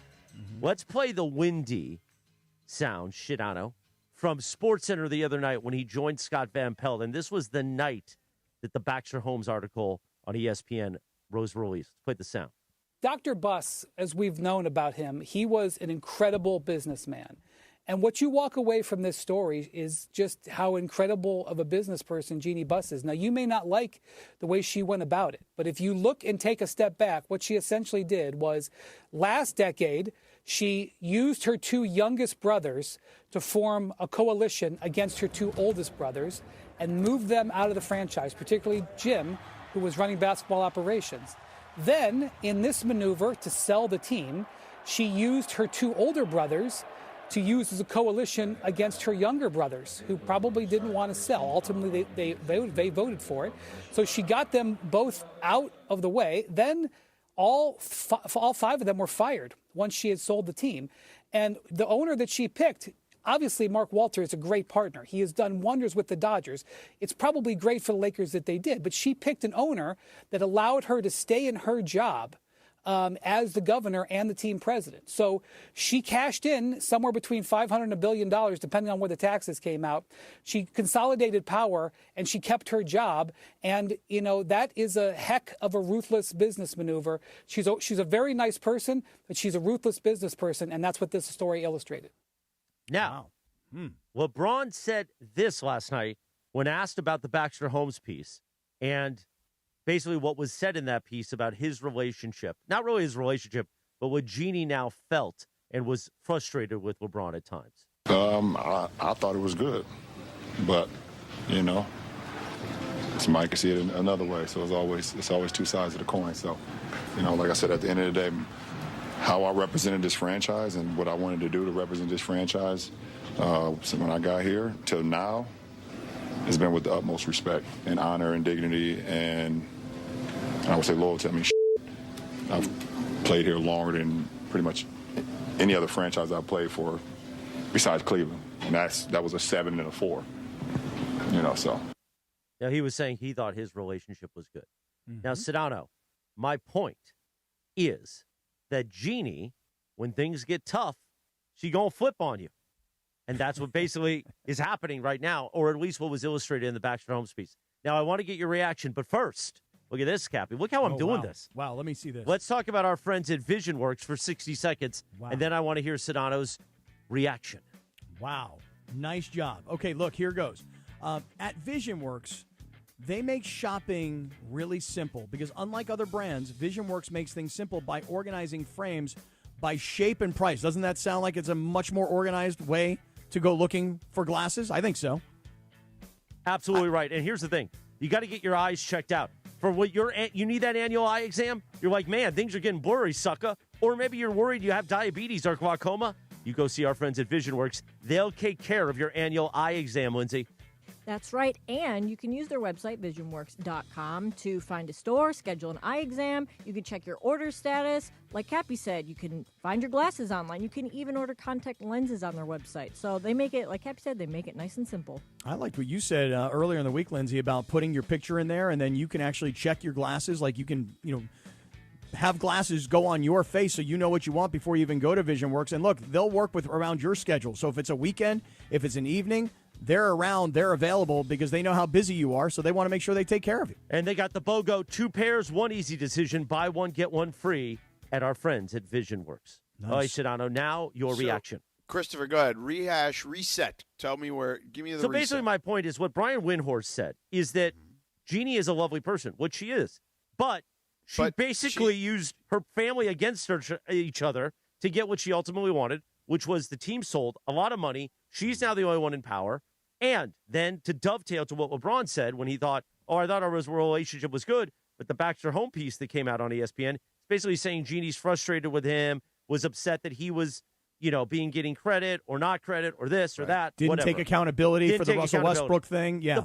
My point is, when things get tough, Jeannie gets that blade out and starts cutting away. Mm-hmm. That seems to be the case. Yes, she can be, there could be two different versions of people in the sense of she seems to be a very pleasant human being. But when it comes to the business aspect of it, she absolutely will do what's in the what she believes to be in the best interest, and whoever gets run over in that situation gets run over. And honestly, that's no different than the way a lot of people do business at the top of major organizations that are worth billions of dollars. I loved Brian Windhorse's word when he described Jeannie as ruthless. And you know what? That's a great word. And if Jeannie heard that, and I know she listens early in the morning, and I know Jay Moore is listening right now, when she hears that word, I hope that she's not thinking to herself that that's an offensive term. In fact, if anything, I think if somebody were to tell me I was a ruthless business guy, I would take that as kind of a compliment. Because here's the thing. One other piece in that article was this. These kids, all these bus kids, they all seem to not have good relationships because all of their relationships are around what was the family business, the Lakers. I would venture to take a guess here that when everybody gets paid and everybody's bank account is filled up with all this money, that really they might actually go back to having a decent relationship. Now, some family relationships get fractured through business and never recover. But I'll tell you this, if my sister screwed me over, the way that the intimation is that she screwed over her brothers and sisters, but all of a sudden I got $1 billion in my bank account. Hey, sis, I know it looked ruthless, and maybe it was, but thanks a lot for filling up my bank account, because now I don't have to do anything. I can live the life. So I don't know if they'll ever be a family again. I don't know if they'll ever be able to get over all of this, but if my bank account were filled, I could overlook the ruthlessness of my sister. How about you? Yeah, I mean, I guess. I mean, it doesn't seem like they've ever been the Partridge Family anyway. You know what I'm saying? So, yeah. But have you ever been around like a family business, and it doesn't have to be a multi-billion-dollar business, for fights to happen and relationships to be destroyed forever? Have you ever seen or been around anything like that? Because I have. And it was not over a big business, George. It was really not over a big business at all. It's over a very small family-run business. And I'll tell you, truthfully, my mom and dad were on this side, and my dad's twin sister and her husband were on this side, and it was a very small business. It really was. It was a gas station. Okay, one gas station, not 100 gas stations, one gas station. And one party felt like we're doing all the work, and the other party felt like, so what? Who cares? We're partners. And before you knew it, there was a breakup, and the breakup wasn't just over the business. The breakup ruined family dynamics to this day. And I'm talking 40 years later, no joke. So family businesses they're a brutal thing. Some families get along perfectly, and they can be, in harmony, and they can all make money together. And then others, not only the Lakers, I always go back to the Chargers. One sister said, my brother can't even give the money to the charities that he's dedicated this money to because we're so screwed financially. So she was trying to force the sale of the Chargers. And because the Chargers, the dad and the kids, they all work in the organization, they didn't want to give it up. So what did they do? They found somebody really rich to come buy her 27%. Sis, shut up and get lost. These are family businesses, whether they're multi-billion-dollar sports franchises or little teeny tiny gas stations. Family dynamics can get ruined by being in business with your family. So I think that what Chris was trying to get to, that was the LeBron portion of it. It wasn't so much about the family. It was about the fact that yes.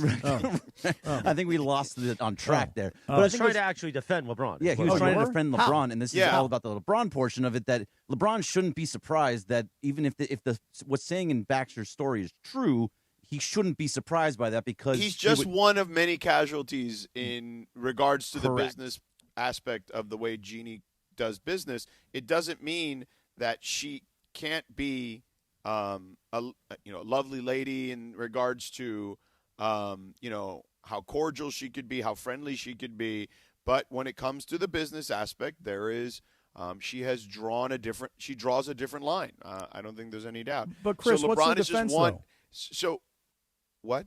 Yeah, I want to know what Chris. But Chris, the defense of LeBron is what though? I'm trying to understand that. Here's my defense: is he did do what he said he was going to do. Now we can all debate: should he have won more than one championship? Did things go sour because of Russell Westbrook? Is he getting older? Is it time for him to move on? Sure, we do that every day on this show. But he did do something that she wanted him to do. And she did what she had to do to get in the power position and get her brother out so she could make the decision. She brought in Magic. She brought in Rob. And here's the thing. When Rob was brought in, the idea was that Kobe was going to be part of the organization and help make decisions. And then Kobe's tragedy happened. And ultimately, they won a championship. Bubble or not, they won a championship. She got what she wanted. And now this is the bad patch of things, which we knew was going to happen at some point. And now, oddly enough, this Baxter Holmes piece is coming out. And oddly enough, LeBron is being made to look like a bad guy in all this. We all knew this was going to happen. And as George said from day one, if you get in the LeBron business, this is what it means. And she doesn't like that.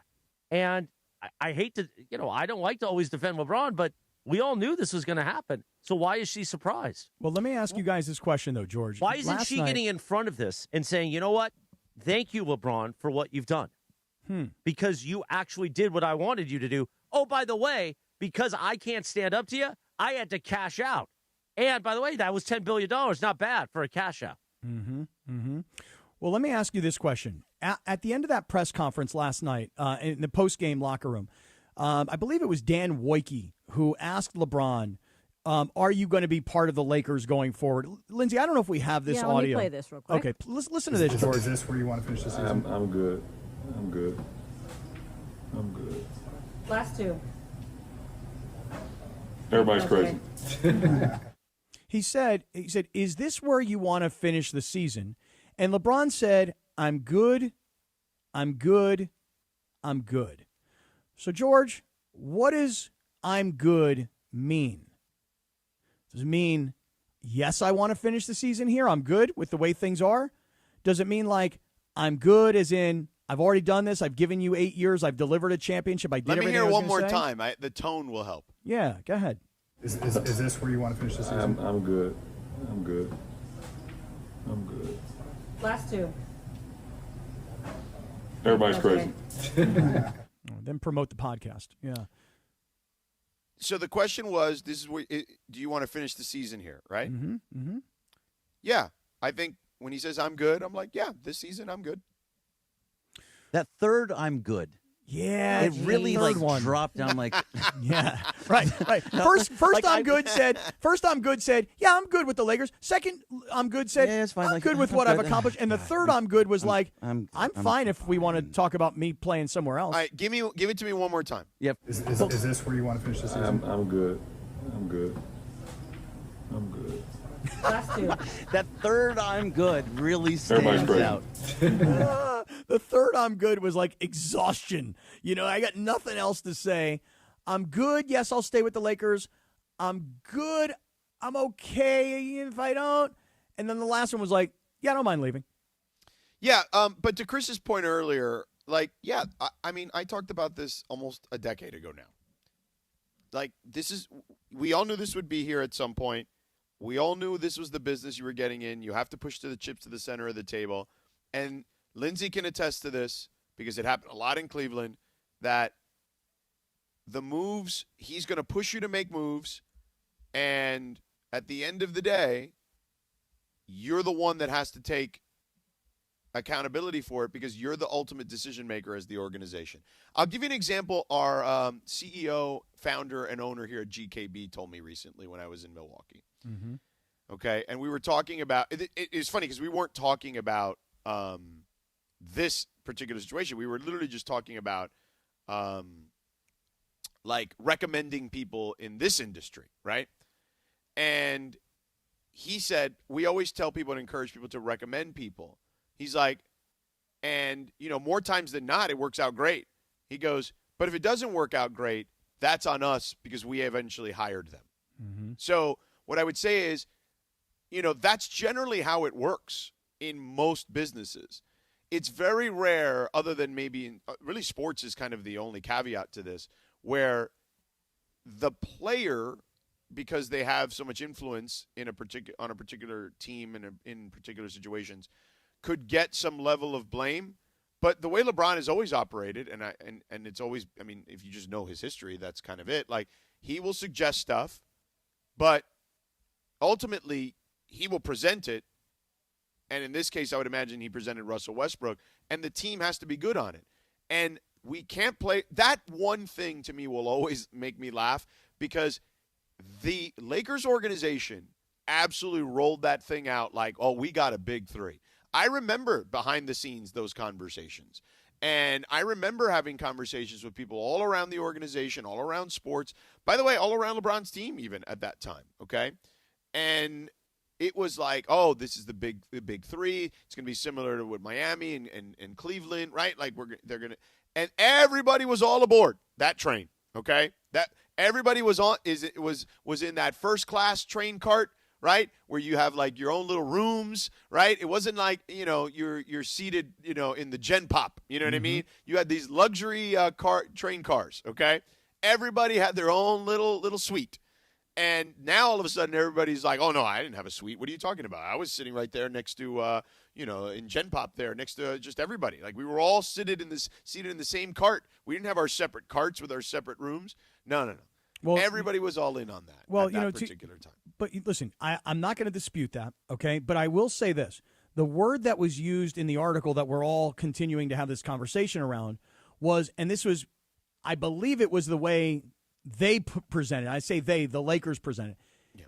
We appeased him. Now, just hold on. They did not appease, Cappy. I'm going to stop you right there. Yeah. Why is that? They did not appease anyone but themselves. They thought Russell Westbrook was good. They thought Russell Westbrook was going to make them a team that could win a championship. They all believed that. Every single person in that building, from LeBron to the front office to everyone involved in that decision-making process. They all believed that to be the case.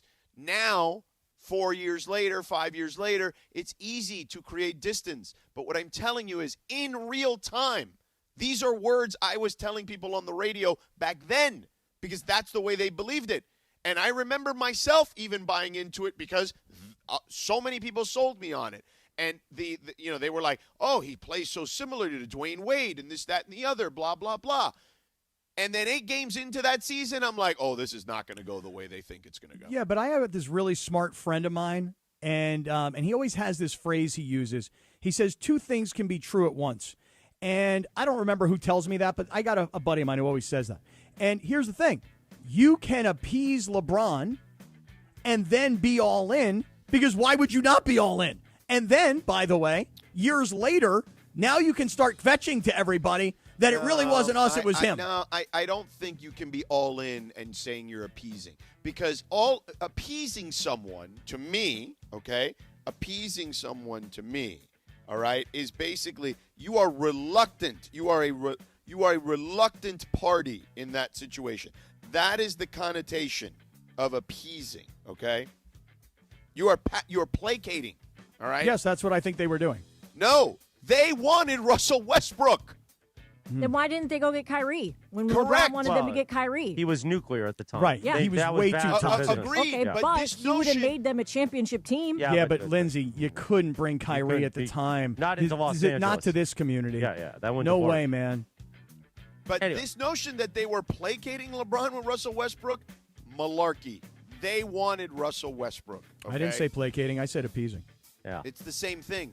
Oh, it is? 8:45. Let's talk about our. I'm holding his beautiful face right now. Let's spend 60 seconds talking about our friend Jacob Emrani. I would love to do that because today is Friday, and you can feel the weekend coming. People are making plans. They're rushing out of work. They're running errands. They're picking up their kids. They're meeting friends. They're hitting the freeway. And as the weekend traffic heats up, so does the risk of accidents. And it only takes one distracted driver, one sudden lane change, one rear end at a red light, and your whole weekend turns into a stress, a pain, and a ton of confusion, George. Yeah, Cappy. I mean, look, the reality is this, okay? You get into one of those accidents and you have all that confusion. All you got to do is remember the easiest number in town. 800-345-0560. 6-7. 8-9, Cappy. That's right. 800-345-6989. And remember, you do not pay unless Jacob wins. There is no fee unless he wins. Do you understand that? I do. Yeah, I do. I understand Make that. sure And you guys all get that. That's the way it should be, to be honest with you. Okay? So make sure you follow, you call Jacob. You go to the calljacob.com website, all right? The laws of Jacob and Ronnie are going to take care of you. So this weekend, if something happens, don't wait. Don't hope it goes away. Don't let insurance companies push you around. Make one call and get protected. Call 800-345-6789. 89. Easiest number in L.A. to remember. 800-345-6789. Or go to calljacob.com. Thank you, Sedano. A little solicit here. ESPN LA is hooking you up with a legendary night of music. Here's another number to call. Caller number 7 right now at 213-799-0139. Wins a pair of tickets to see John Mellencamp live at the iconic Hollywood Bowl on August 10th.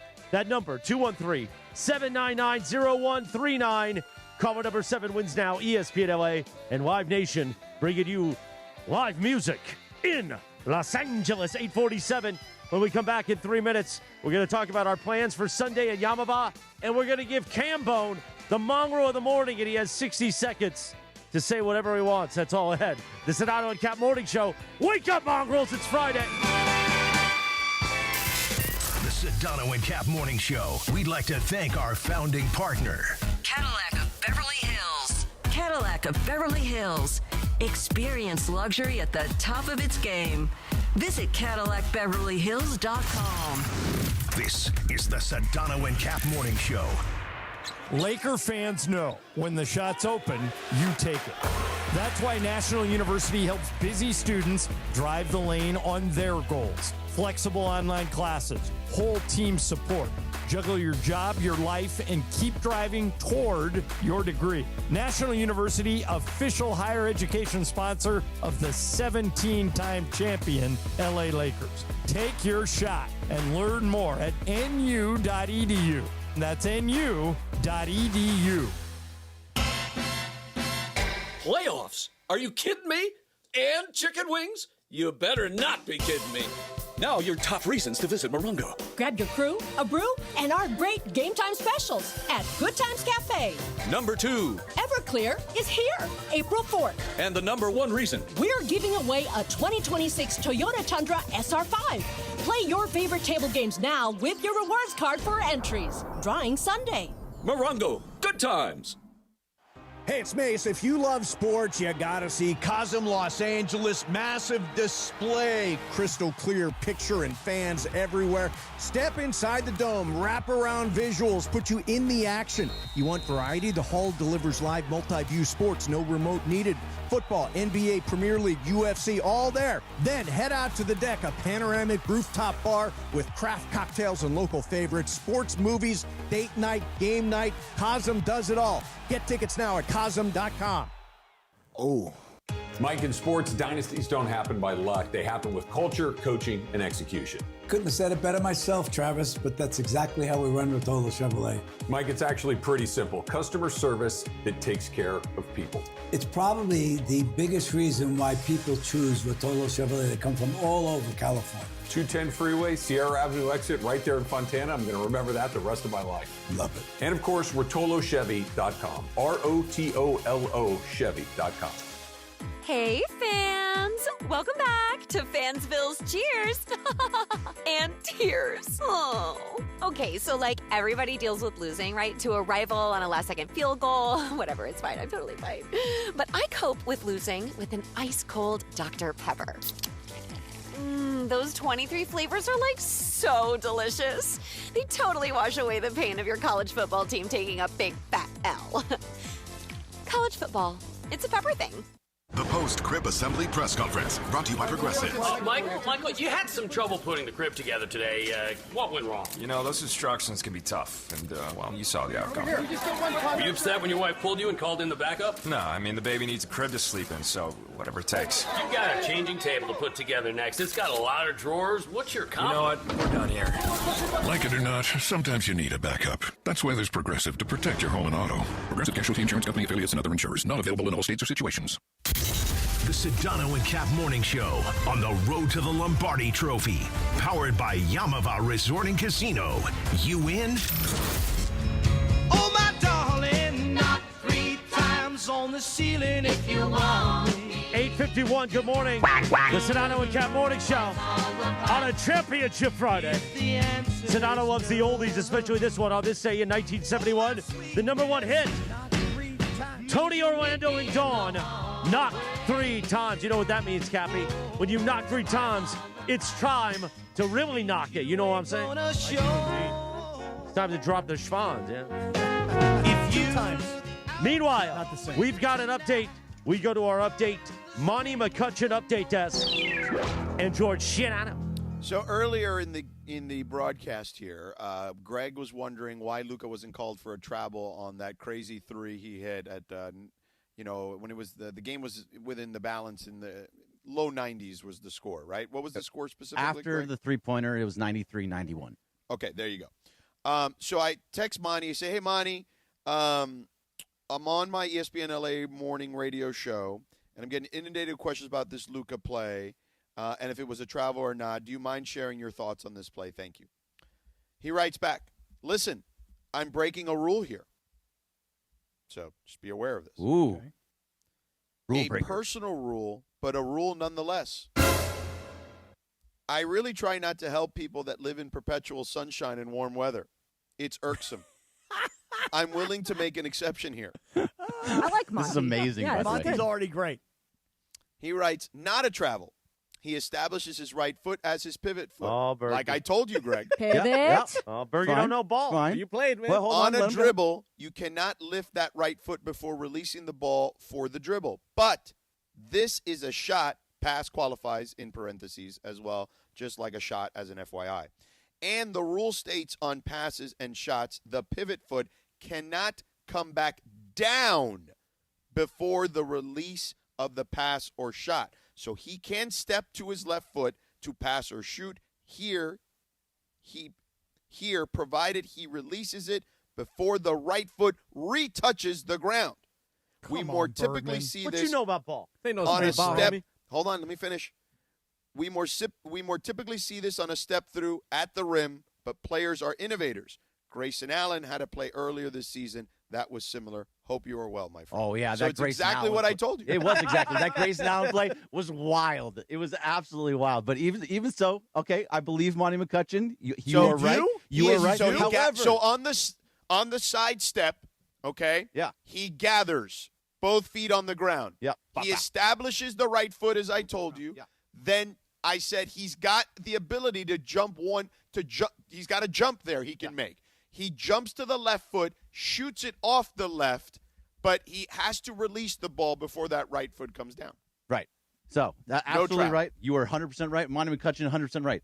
On the Oh, my streets. On the God. streets. I'm getting called for a Good travel. God. If you're at the gym, if you're at 24-hour fitness playing a little ball, you're playing 5-on-5, I'm Really? getting called for a travel. Yeah, I don't, well, I don't know. I don't know. You know, the streets could be behind on rules. There is George, that. George, could you do me a Not favor, NBA please? players. Do me a favor and do it for Greg as well. Could you put Monty's text in our group chat so that when Bergie gets called for a foul that he argued to the death that's earlier great. today, now Bergie can go, oh, no, it's not. It's not a travel. Look, I have Monty. He told me it's not. Bergie, you fought earlier. You argued up and down that it's a travel, and now you're just letting this referee tell you that he knows the rules better than you? We can Come on, continue man. this in the Prize Picks Power Hour. We'll also talk about our plans at Yamava on Sunday. But right now, Mongrel of the Morning Time, we teased it. He's got 90 seconds to tell us about his comedy show. The great Cambo949 joins us.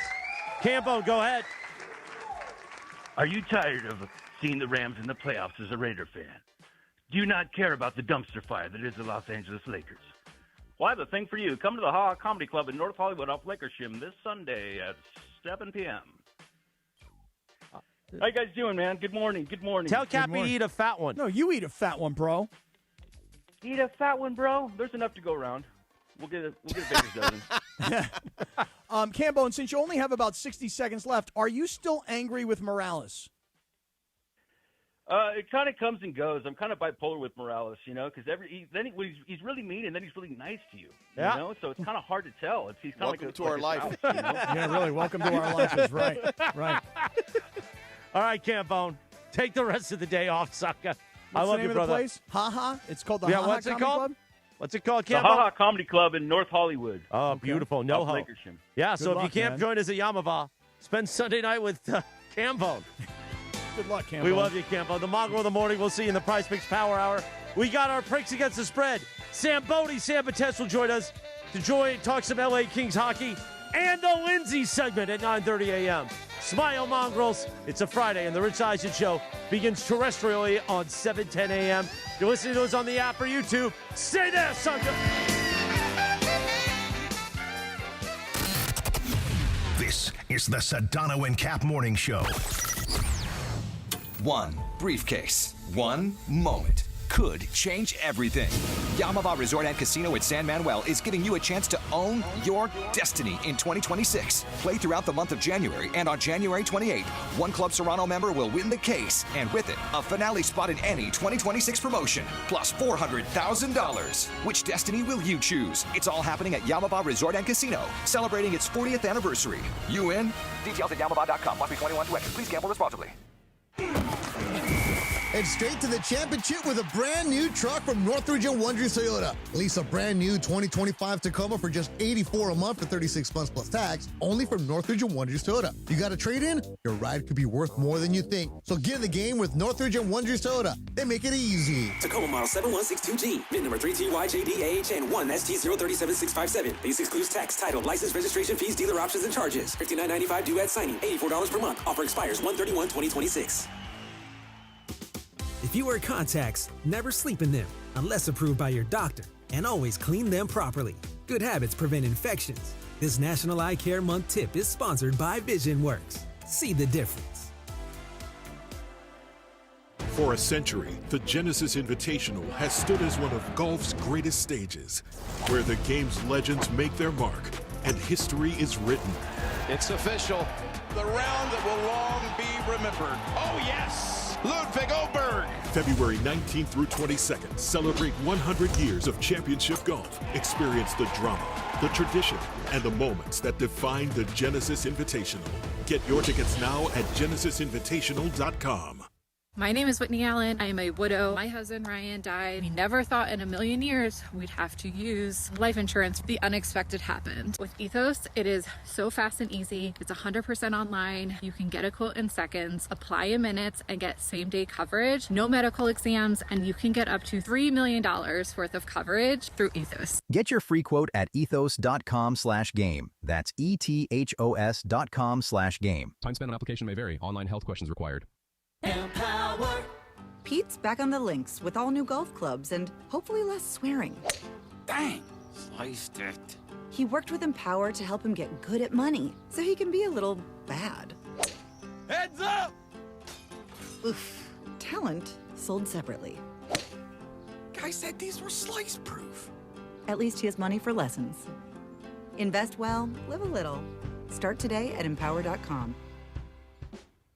The home of the Lakers. And now the home of the Rich Eisen Show. Weekdays 9 a.m. to noon. KSPN Los Angeles. A Good Karma Brands radio station. Previously on the Sedano and Kap Morning Show. It's Friday.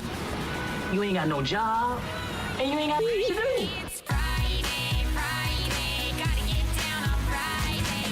Yeah, and as somebody who was younger and who was looking out for Big Bro at the time. But he was young. He wouldn't know not to get married. Yeah, what the hell would I have known at 21 years old? He was dropping Miami Heat everywhere. But that's my point. Don't you see that if he would have said to me, hey, listen, I'm dropping Miami Heat.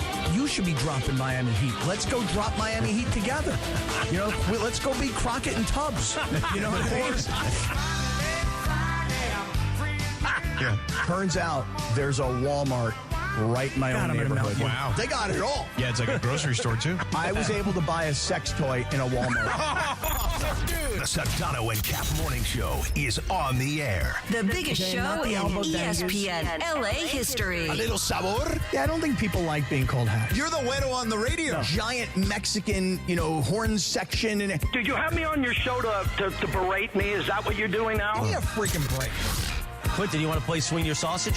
Why not? It's a wacky Wednesday. Yeah, whatever that means. It's a party game. No, Lindsay's holding up the box. I'm kind of a little jealous right now, Clinton, because I really wanted to play this game, too. Oh, is that We right? can wait for you, Cap. I feel like Casey Kasem having to make that transition. Hey! When he had to go from... that's one of the classic radio bits. Where it's like, don't go from a slow song into a... We have ponderous, man. Ponderous. What is this? Ponderous, man. Ponderous. Scott Kaplan, eat a fat one, bro. The Sedano and Kap Morning Show on 710 ESPN. The all-new ESPN LA app and on YouTube at ESPN Los Angeles. Midnight in the desert. I'm Art Bell. We're bigger than U.S. Steel. Wow, that's crazy. Bit Boy. Well, you want to woo-woo? Right now. Monstrous. Beto, I don't want to eat that. We did it, Dad. We did it. You were riding high on the stinger last time. Oh, big time. So, Right, that's right. Of course we were. So, Mongrels, stay tuned. Final score, Clippers 112 and the Lakers 104. And there were a lot of people that probably turned this game off when the Lakers fell down by 26, and they almost missed the comeback of the decade. This is Pepe Mantilla, your Spanish voice of the Los Angeles Lakers. This is the Sedano and Kap Morning Show on ESPN LA. Good morning, Escott.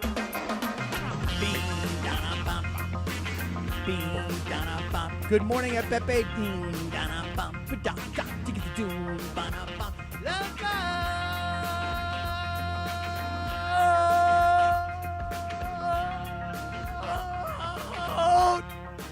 Nine 903, good morning. The Sedano and Kap Morning Show, the Prize Picks Power Hour on YouTube at ESPN Los Angeles, on the app, the Sedano and Kap tile, the Listen Live tile, and you. If you're looking for the Rich Eisen Show, hit the Rich Eisen Show tile. Hey, everybody.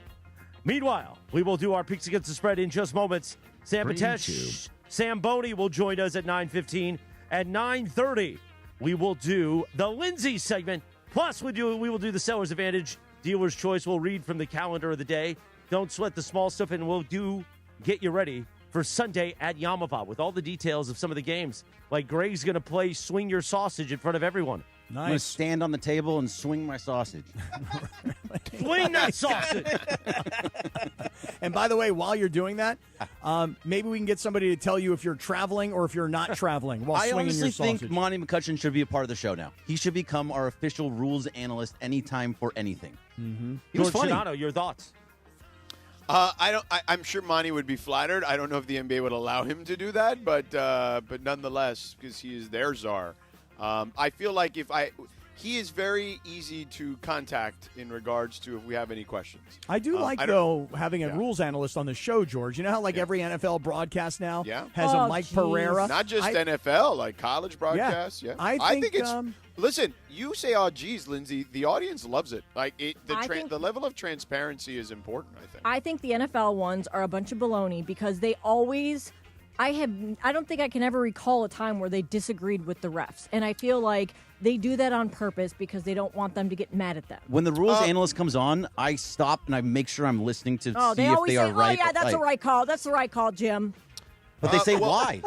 Here's what I would say. I mean, at least the college games I've done, when we've had a rules analyst, they don't always agree. I will just only speak for NFL. To your point, I don't recall any college ones where I felt that way. I'm going to make a recommendation that our NFL rules expert becomes my friend Mike Carey, who has refereed an NFL Super Bowl, who actually was one of the first, he was the first CBS rules expert. Analyst. So I'm going to say Mike Carey for football and your guy for basketball. Do you think Monty McCutcheon and Mike Carey will play a game of Swing Your Sausage with us? Probably not. Oh. Mike Carey definitely will. Okay. Although, if we invited if we ever did another pickleball tournament, Monty McCutcheon would kill all of us. Oh. Well, that him and his doesn't wife take much. would We take suck. us all out. Yeah, we're terrible. By the way, speaking of rules analysts, I enjoy, because Chris Collinsworth, I think, really hates Terry, who does Sunday Night Football, Terry McCauley. goodness. So it's enjoyable to listen to, like, Collinsworth get annoyed when he's like, yeah, Terry, yeah. And Terry sometimes has fought back at Collinsworth. It's enjoyable. I enjoy it. Okay. Is Mike Carey as funny as Monty McCutcheon? No. Mike Carey's great. Mike Carey is a great dude and a very interesting guy. And he was the very but not first as funny ever- as Monty. Monty's kind of one of his. Well, I one mean, of one. Monty is opening up for Cambone at Haha on Sunday night. So, Monty's pretty good. And they get a Cambone, who joined us, who, of course, gave us the brilliant drop used in every open. Scott Kaplan, eat a fat one, bro. Mm-hmm. Yeah. Meanwhile, it is time for Picks Against the Spread. Hit the music, producer Jorge. Oh. Two games for Sunday. Yeah, that's it. I mean, it's on the rundown. Maybe we prepare instead of texting our side piece. We go to our Picks Against the Spread update desk. Monty, your side piece, George? Yeah, Monty's your side piece. Oh, I mean, I'm ready. There's only 2 games. Oh, no, so it's actually a knock at producer Jorge, but it can be at Sedano, too. I don't care. So, can I explain how that's this what works we need. now? We need an explanation Yeah, I don't know how many because just points like we the have. rules and the travel, I Yeah, have and we no need an idea. update on last week. What are we doing, Lindsay? Yeah, let's do an update on last week, and then I will update how You we're tell doing us, this. okay. Don't update last week, Let's go to Lindsay. our Don't Picks do it. Against the Spread update desk. And producer Lindsay Baseball. Should I do it, Cappy? Don't do it, Lindsay. Don't do it? Well, I guess, we kind of need an update of where things stand, so I'm just going to do it, Cappy. All right. Briones, he had another good week, and he's in first place right now with 24 points. Behind him is Christopher Arthur Morales with 21 points. Oh, I'm coming for you, Jorge. In third place, this is where it really drops off. We've got Berg with 13 points. Oh, I'm right there. And he traveled. Yep, and he traveled. If I take that extra step. Kid don't even know the rules. That's right. What do you know about ball? Ball knowers. Sedano is behind him with 10 points, and then Cappy has 7. I have 5, so I'm in last place. Another bad one. I think I only got 5 last week. I got 0 the week before. I got 0 last week. Yeah. That's right. I had 0 the first week. Cap, it's the battle of the basement. Right. So here's how it goes. So during the season, we do 5 picks against the spread. And the game we are most confident in picking against the spread, we assign the number 5 for 5 points. The one we're least confident in, we assign the 1 for 1 point, and so on and so forth in between. So the first week of the playoffs, there were 6 games. So we did 1 through 6, okay, which tallies up to 21 points, okay? Now, last week, what we did was, instead of 1 through whatever, we did 4 through 7, which tallied 22 points, okay? So we went from 21 to 22 points because the games matter more. The point value should matter more. So this week, to get to 23 points, we can do this a couple of different ways. However you guys want to slice it, we just have to slice 23 points. We can make it simple and just do 12 and 11, or we could start to spread this thing out a little bit. We could do like 13 and 10. We could do like 14 and 9. We could do 15 and 8. Can we do 6 and 7 or no? 15 and 8. No, not 6 or 7. 15 and 8 is interesting because it's almost like a halfway point. So you guys tell me how you want to do it, but we want to make sure we get one more point value this week because it's the NFC title game, so that way the games matter more. We should do the biggest disparity because that way, do the 15 Well, then and let's 8. do 15 and 8. Right. Yeah. Because honestly, as all 5 of us are sitting here, as George is describing the numbers, and all 5 of us are trying desperately to stay with what he's talking about, you guys decide. I'm out of this. I'll just pick the Cappy, games. it's simple arithmetic. Yeah, it was. You had no idea what was going on. Your eyes were rolling around your head. You had no idea what was up. Let's go Cappy. 15 and 8. Stunad. It's simple arithmetic. We did 22 total points last week. We got to do 23 total points this week. By the way, for the Super Bowl, we're not even doing 24. We could do 24, but we could just go for the gusto. 100. And do Let's go 100. 100. Yeah. No, not 100. We could do like 25. But nonetheless, we're 1 extra point this week on the total point value. So 15 and 8 would be the best way, I think, to do it. But if you guys are okay with that. I'm good with that. Yep, 15 and 8. Yeah. Let's do it. Football sometimes can be simple. All right. All right, so the first one is the Patriots minus 4.5 at Broncos. Now, let's just to triple check. I checked this about 15 minutes ago because I know that the spread has been changing quite a bit. So I just know that we want to be up to the minute here. 4.5, right? 4.5, yeah. 4.5 and Okay. 2.5. You are correct. Okay, just making sure. Got it. I'm ready to go. You ready? Patriots at Broncos, and I'm going to go with the Patriots, and that's going to be my 8. right? Ooh, you're 8. Yeah, 15 8 or and 8. 15. Yep. Yeah. 8. Okay, Berg, how about you? Oh, I'm going with the Patriots also. No, you're going with Stiddy? No, I can't go with Oh, Stiddy, so I'm going to go Stiddy. with New England, and that's my 15. Cappy. I'm going with Denver. Denver's defense, Denver home. They must know something about Stiddy that we all don't know about Stiddy. I think that Denver can keep it within 4.5. I'm not overly confident about it. I'll take Denver. That's my 8. All right, Briones, who you got? Who's the backup for Stiddy? I was actually just looking that up very right good now. question. That is a really good question. so- Davis Mills. Davis Mills is the guy. Yeah. That's right. Okay, give me the Patriots as my 8. Jeff Hostetler. Not No? Jeff No, Hostetler. That's, No, that's the no. guy. He's been retired. They didn't call It's Sam Ellinger, who used to play at Texas. Yes, Jeff so Hostetler. they said that guy, Jeff Hostetler, he was talking about how they called up another guy that was just on TV the week before to be the backup, practice squad guy. Sam who's Ellinger used to play for the Texas Longhorns. Who's the next one? Morales. What do you got?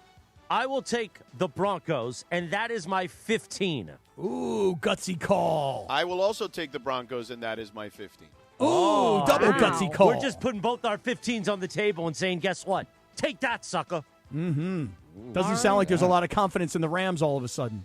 Yeah, I'm Yeah, what staying happened? away from that game. Well, I'm gonna actually pick the Rams, and that's gonna be my 15 because football sometimes can be simple.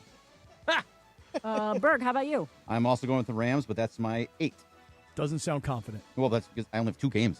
I know, but of the one that you should be confident on, it should be the Rams, but you don't feel confident. No, I do not feel confident in that. That's going to be a very That's a close toss-up, game. man. A total toss-up. Briones, Give me the Rams 15. Morales. Rams win, Seahawks cover. That is my 8. Wait. Rams win, Seahawks cover. Seahawks can't cover, and the Rams win. Rams win, that is my 8. Somebody get Monty on the phone. Whoa. Explain the rules. Yeah. Oh, no, yeah, you're right. That's my fault. Yeah, you're right. That's my fault. Rams win. I'm 8. leaving. All right, Cappy, who you got? Taking the Rams. Been confident all week. Got no choice. They've got to win this game. They've got to get to the Super Bowl. This Matthew Stafford, Sean McVay window is closing.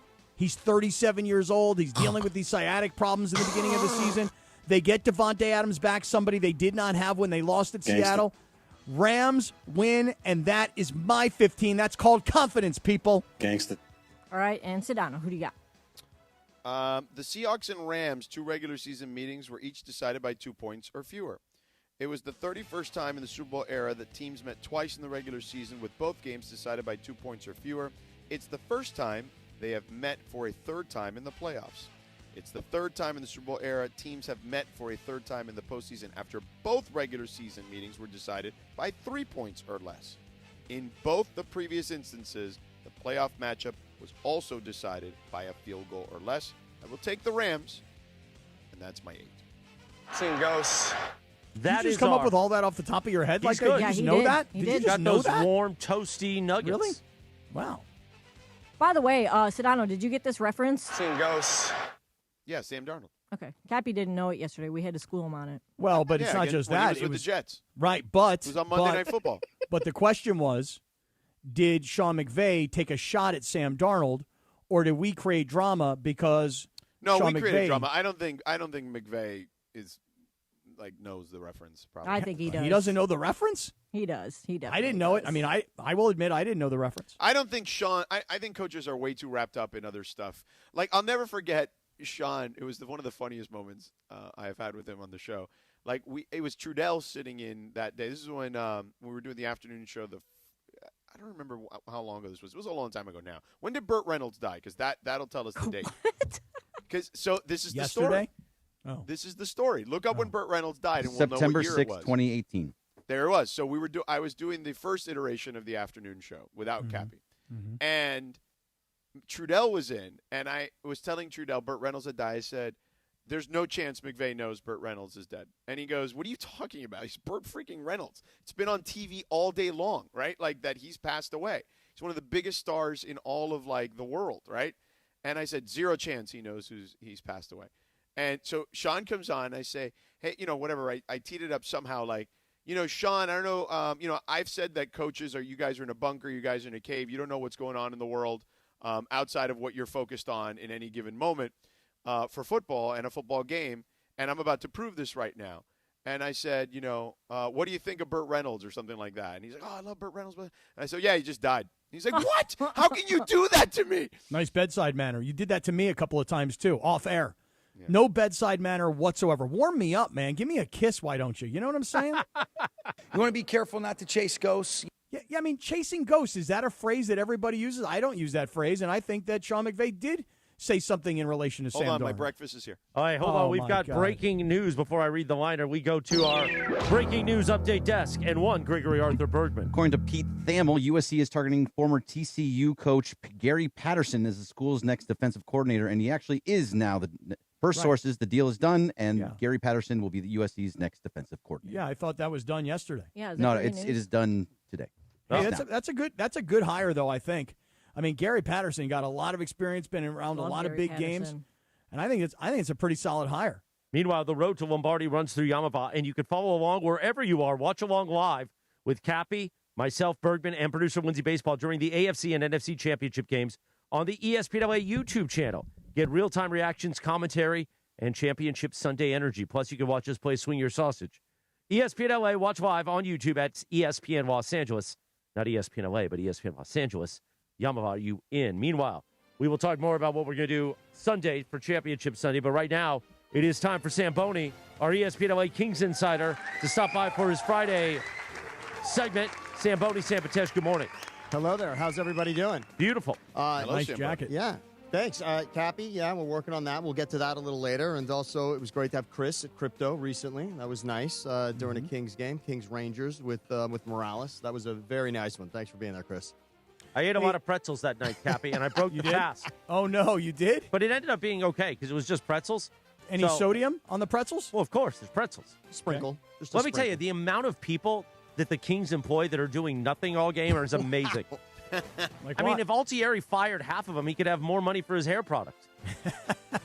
But it was good to see. By the way, we saw Altieri and Luke in the tunnel, Samboni and I. Altieri, a beautiful man. He brought it in. Whispered in my ear, "It's good to see you. How you feeling?" And I said, "Whatever you want to do to my body right now, go ahead." Wow. I mean, that's what you say to Dr. Cerruti as well. Oh yeah. You know? Oh yeah.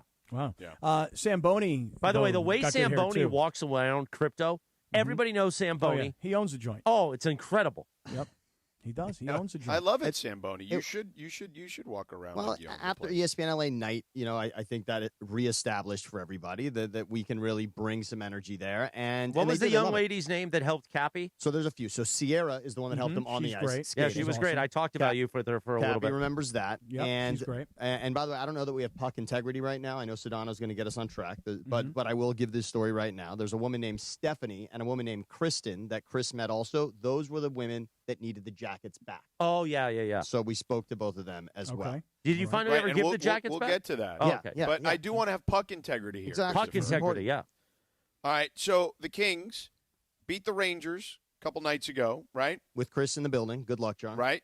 But they lost their goalie, Kemper, right? So what do we know about the injury? What do we know about the backup, right? What do we know about their current state as a team who is, let's just be honest, struggling at the moment in regards to the playoff picture? I think you could call the term middling because they are middle of the pack. I've said it actually on Kingstock, George, mid, and fans have frankly said, I'm not saying meh, I'm saying mid.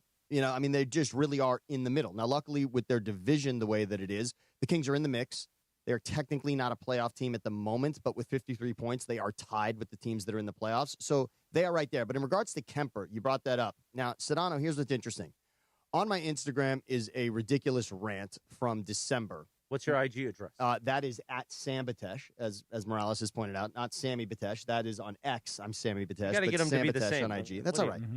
I don't have them the same either. I couldn't get Sedano on. This isn't Tulsa, man. It's all right. Again, No, but again, puck integrity here. So George, Kemper is run into. The Rangers are on a 2-on-1. He's run into, and not necessarily in the crease, but in Dallas, he was run into in the crease in December, and he missed 6 games. And I was furious that night. I said, how is it that you can wave a goal off because the goalie is hit in the crease, but they didn't give a penalty to Rantanen, who ran into Kemper that night? And there actually is. It's a little bit like roughing the kicker and running into the kicker. It's that difference. So they can take the goal off and then say, no, but it wasn't truly a penalty, even though there was contact. Well, on this one, there was no penalty either for the Rangers. They did run into Kemper. It wasn't in the crease. That's why there's no penalty. So I'm not furious at the Rangers on this one, but the real important story here is Kemper missed 6 games when he was hit in Dallas, and it was a head injury. And in this one, again, they were concerned concussion, head, neck injury. But good news, according to Zach Dooley, who's got some great Kings insight, Kemper is all good. He's on the road trip. He will not miss time. I mean, maybe they could start Forsberg in the next game, but Kemper is healthy on the roster. No big deal. They haven't called up the kid Copley. They're good to go. Kemper's going to be fine. So great there. Samboni, you talk about the fans in the postgame show and you telling everybody that the Kings are mid, and now it seems like Kings fans are starting to come after head coach Jim Hiller. So you tell us, I mean, is Hiller on the hot seat right now? I would say hot seat, yes. Now, what does that really mean, right? Is hot seat a term that's happening inside the front office, or is it something that we do here, in the media? Is hot seat really from the media? Well, here's the interesting part. There's 2 things to look at here with Hiller. The team is mid, but then again, this team has won the Stanley Cup as an 8 seed and as a 6 seed, which means they don't have to be number 1. They don't have to win the President's Trophy to win the Stanley Cup. It's not that important. Well, if anything, if you win the President's Trophy, generally it's been a bad omen. It hasn't been great. You're right, George. The history of that is that you don't generally knock both out. You're not the ultimate 1 seed and then you win it all. That doesn't happen a lot in the NHL. But this is what's happening. The reason that fans right now have such fervor for this is because the team has not had an incredible winning streak to this point. The team, if you look at it, they've had a handful of 2-game win streaks. They've only had 1 beyond 2 games. They won 4 in a row on the road, and that was a while ago. That was in November. So at this point, the team has not really strung it together. And here's why fans are saying right now this is the opportunity. The Olympic break is going to happen here February 6th, and they're going to be off until the 25th. And so fans are thinking, all right, if you're going to make a change, give the team an opportunity with that break to really get things together. But here's what I've said to everybody. Jim Hiller, in his full season, so Jim Hiller was hired 2 seasons ago, but in the middle, so his full season was last year. Last year, after the trade deadline, they picked up Andrei Kuzmenko. Their offense turned around, and their power play turned around. They had 105 points to end the season. That's the most they've had in franchise history. They had the most wins at home in franchise history last season. A lot of that happened after the trade deadline. So my message to fans is you got to give Hiller a chance. This team, most likely, Ken Holland, their GM, I can't imagine right now they aren't furiously looking at ways to improve the offense and make a move. As you know, in the NBA, George, the trade deadline is very active. This isn't the NFL. The NBA and the NHL trade deadline is furious. There will be activity. The Kings will be in rumors, and there will likely be a move. At that point, you can judge what Jim Hiller has. I think it's unfair right now to put this on Jim Hiller. All right. Like to hear that. We like Jim Hiller. He's a cool guy. And again, he turned this team around. The reason that he's getting a lot of heat, though, he's known as a power play guru, and right now this team has the third. They're struggling. Yeah, it's the third worst in hockey. It's really embarrassing, George. It's under 16%. The best teams in the league have like a 33% clip. So this is not great for the power play. All right. So, Samboni, then I'll ask you this. You mentioned February 6th as the break for the Olympics, and that's a good reminder for everybody that the Winter Games are right around the corner and that the NHL does take the break. So what then is up next? Because the Lakers are on the road. The Kings got to be on the road too, right? Yes, the Kings are on the road. They got a 6-game road trip. And here's the thing. I demanded. So after we went, Kings night, when we went to ESPN LA Kings night, that was following what I'll say is the biggest win of the season. Do you remember last week when George was berating the Kings and saying they got to beat the Oilers? Because the Oilers have beaten the Kings 4 years in a row out of the playoffs in the first round. 1, 2, 3, 4 times it's the Oilers that have ended their season. Well, they won a game in Edmonton, their first matchup with the Oilers this season. They won that 2 Saturdays ago. Then they came back to town. We were in the building. They lost 4 in a row. Now they finally, with Chris in the building, beat the Rangers. And I demanded after this Rangers game, they have to win the next 2 games. They need 4 points out of the next 2 games. They're playing St. Louis and Columbus. Neither of those teams right now are having very special seasons, and the Kings can't keep letting opportunities slip away. They've got opportunities to get 2 points out of these games. Not 1. Don't lose in overtime. Don't lose in a shootout. I hate the shootout. Win in regulation. Collect your 2 points. Even if you got to win in overtime, that's fine, but get your 2 points. They cannot let it slip away anymore. This team needs to collect points against teams that are worse than them, and if they're going to be an elite team, they need to be significantly better than St. Louis and Columbus. Those are the next 2 games. They got to win them. All right, Samboni, you've gone hardcore hockey on us this morning, and I can appreciate that. But Well, we got to educate the audience and the hosts for that. Yes. matter. Puck integrity. Puck integrity is important here. You're I'm such down a for puck puckhead, integrity. Cappy. You got to be a puckhead. I'm down for puck integrity. But I'm also very much in love with the jacket that Samboni is rocking today. And as you know, by the way, I got Kings colors on right now with this Yeah, you do. ESPN jacket. I like that a lot, George. That's a great one. You used As to have you to be know. careful back in the day. You get take two in the chest. You're in That's the right. wrong part of town in King's colors. so I was accused essentially of stealing not one, but 2 Kings jackets. Well, documented stealing, technically. Only because you left the building. Although I'll say, honestly, stealing is interesting, Cappy, right? I mean, you took them, but you update the rest of the story. Finish your Well, story. I was under the notion that the one that I was wearing was a gift, and the second one was too big, so I brought it back for you. I never even took it out of the package. So it wasn't like I intentionally stole property. Very true. I simply had taken with me what I thought was A, a gift, and B, something that I was going to return because I didn't want to leave it there in case somebody else took it, All right, so what ended up happening in the Yes. end? Good Pat? job, Let's just Lindsay. get right to it. Yes, let's find Let's just out. get right to the end of Let's it. go. Thank you, Lindsay. Let's go. You know what? This is easy. I don't even have to have many words to this. If Graham has the photo, we can put it up. So I want to give Cappy credit. It stayed in the packaging, the XL, which he did not wear. He went with the large, and good for you, Cappy. That means you're in great shape. The large fit, even with your sweatshirt. We returned both jackets. We even rewrapped the large so it still looks new. Mm-hmm. So those were both returned on the same seat that you put those skates on with Sierra. I put them right back. I let Stephanie, the young lady who gave them to us, know that they're right there. I also dropped a little birdie message to everybody, and Morales saw this as well. We're trying to now get you a commemorative jacket to say, essentially, I did this. I was officially a member of the Ice Crew. I can now wear a proud jacket that says Kings on it because you are, at this point, you're part of the organization. And I think you deserve something, Gavin. I would love to rock the gear. I really would. And when I go to Kings games, I'd love to have some merch to wear. And by the way, I got to tell you something, Samboni. I was very nervous about my ice skating, and I was really worried about falling and, like, hurting my head. I also was worried that I was going to throw up on the ice and they were going to have to clean up my puke. I'm getting a lot of compliments on my skating abilities. Look, you absolutely are, and they're still bringing it up. And Jay, who's part of the Ice Crew, and Sierra have both come up to me and said that. And Chris, who is Iceman, he's got the jacket Iceman. He said, great job from Cappy. And just so you know, puck integrity, Morales is now claiming to be a hashtag puck knower. I'm a puck knower because of Reese. Reese from the afternoon show. He's talking to me about puck now. Usually he doesn't talk to me, but now he's talking to me about puck. Usually he just doesn't talk to us at all. Thank you, Samboni. Sam Podesh, you can hear him after every Kings game right here on ESPN LA. Coming up, the Lindsay segment on this Championship Friday. But first, Sedano, talk to us about how you could always watch hockey on the ESPN app.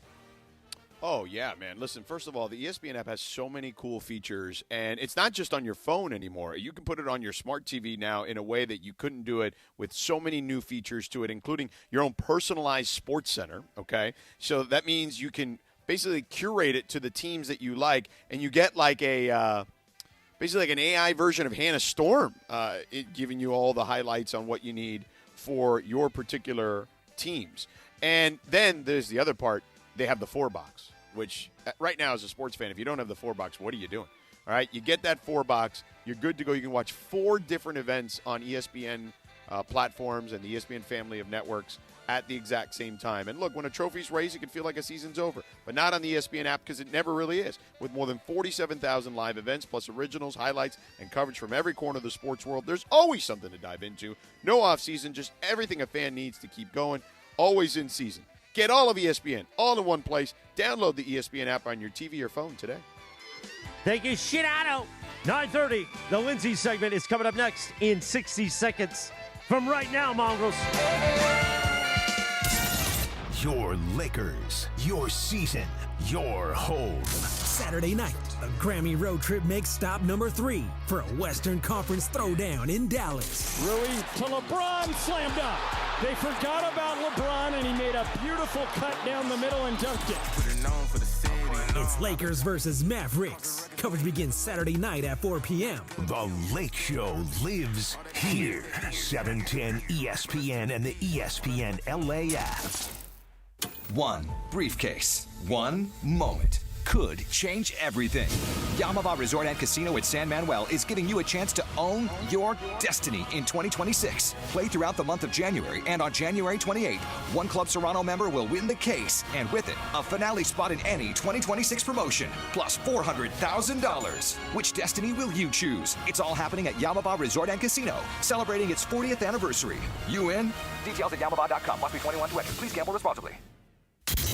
The Sedano and Kap Morning Show on the road to the Lombardi Trophy. Powered by Yamava Resort and Casino. You in?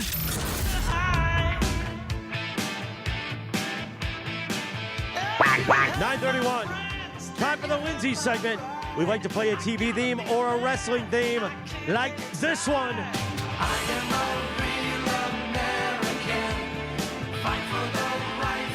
We play this because today, back in 1984, Hulk Hogan defeated the Iron Sheik for the WWF Championship.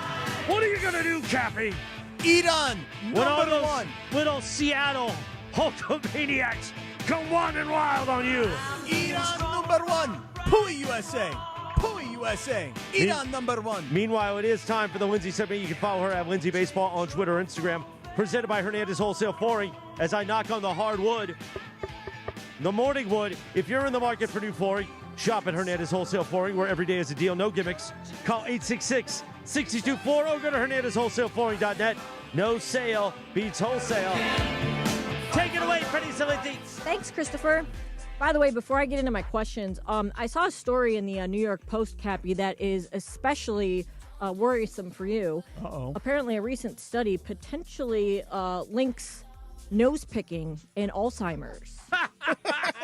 Yeah, so I guess they said that the study focuses the attention on the nose-brain axis, which is a direct pathway between the nasal cavity and your central nervous system.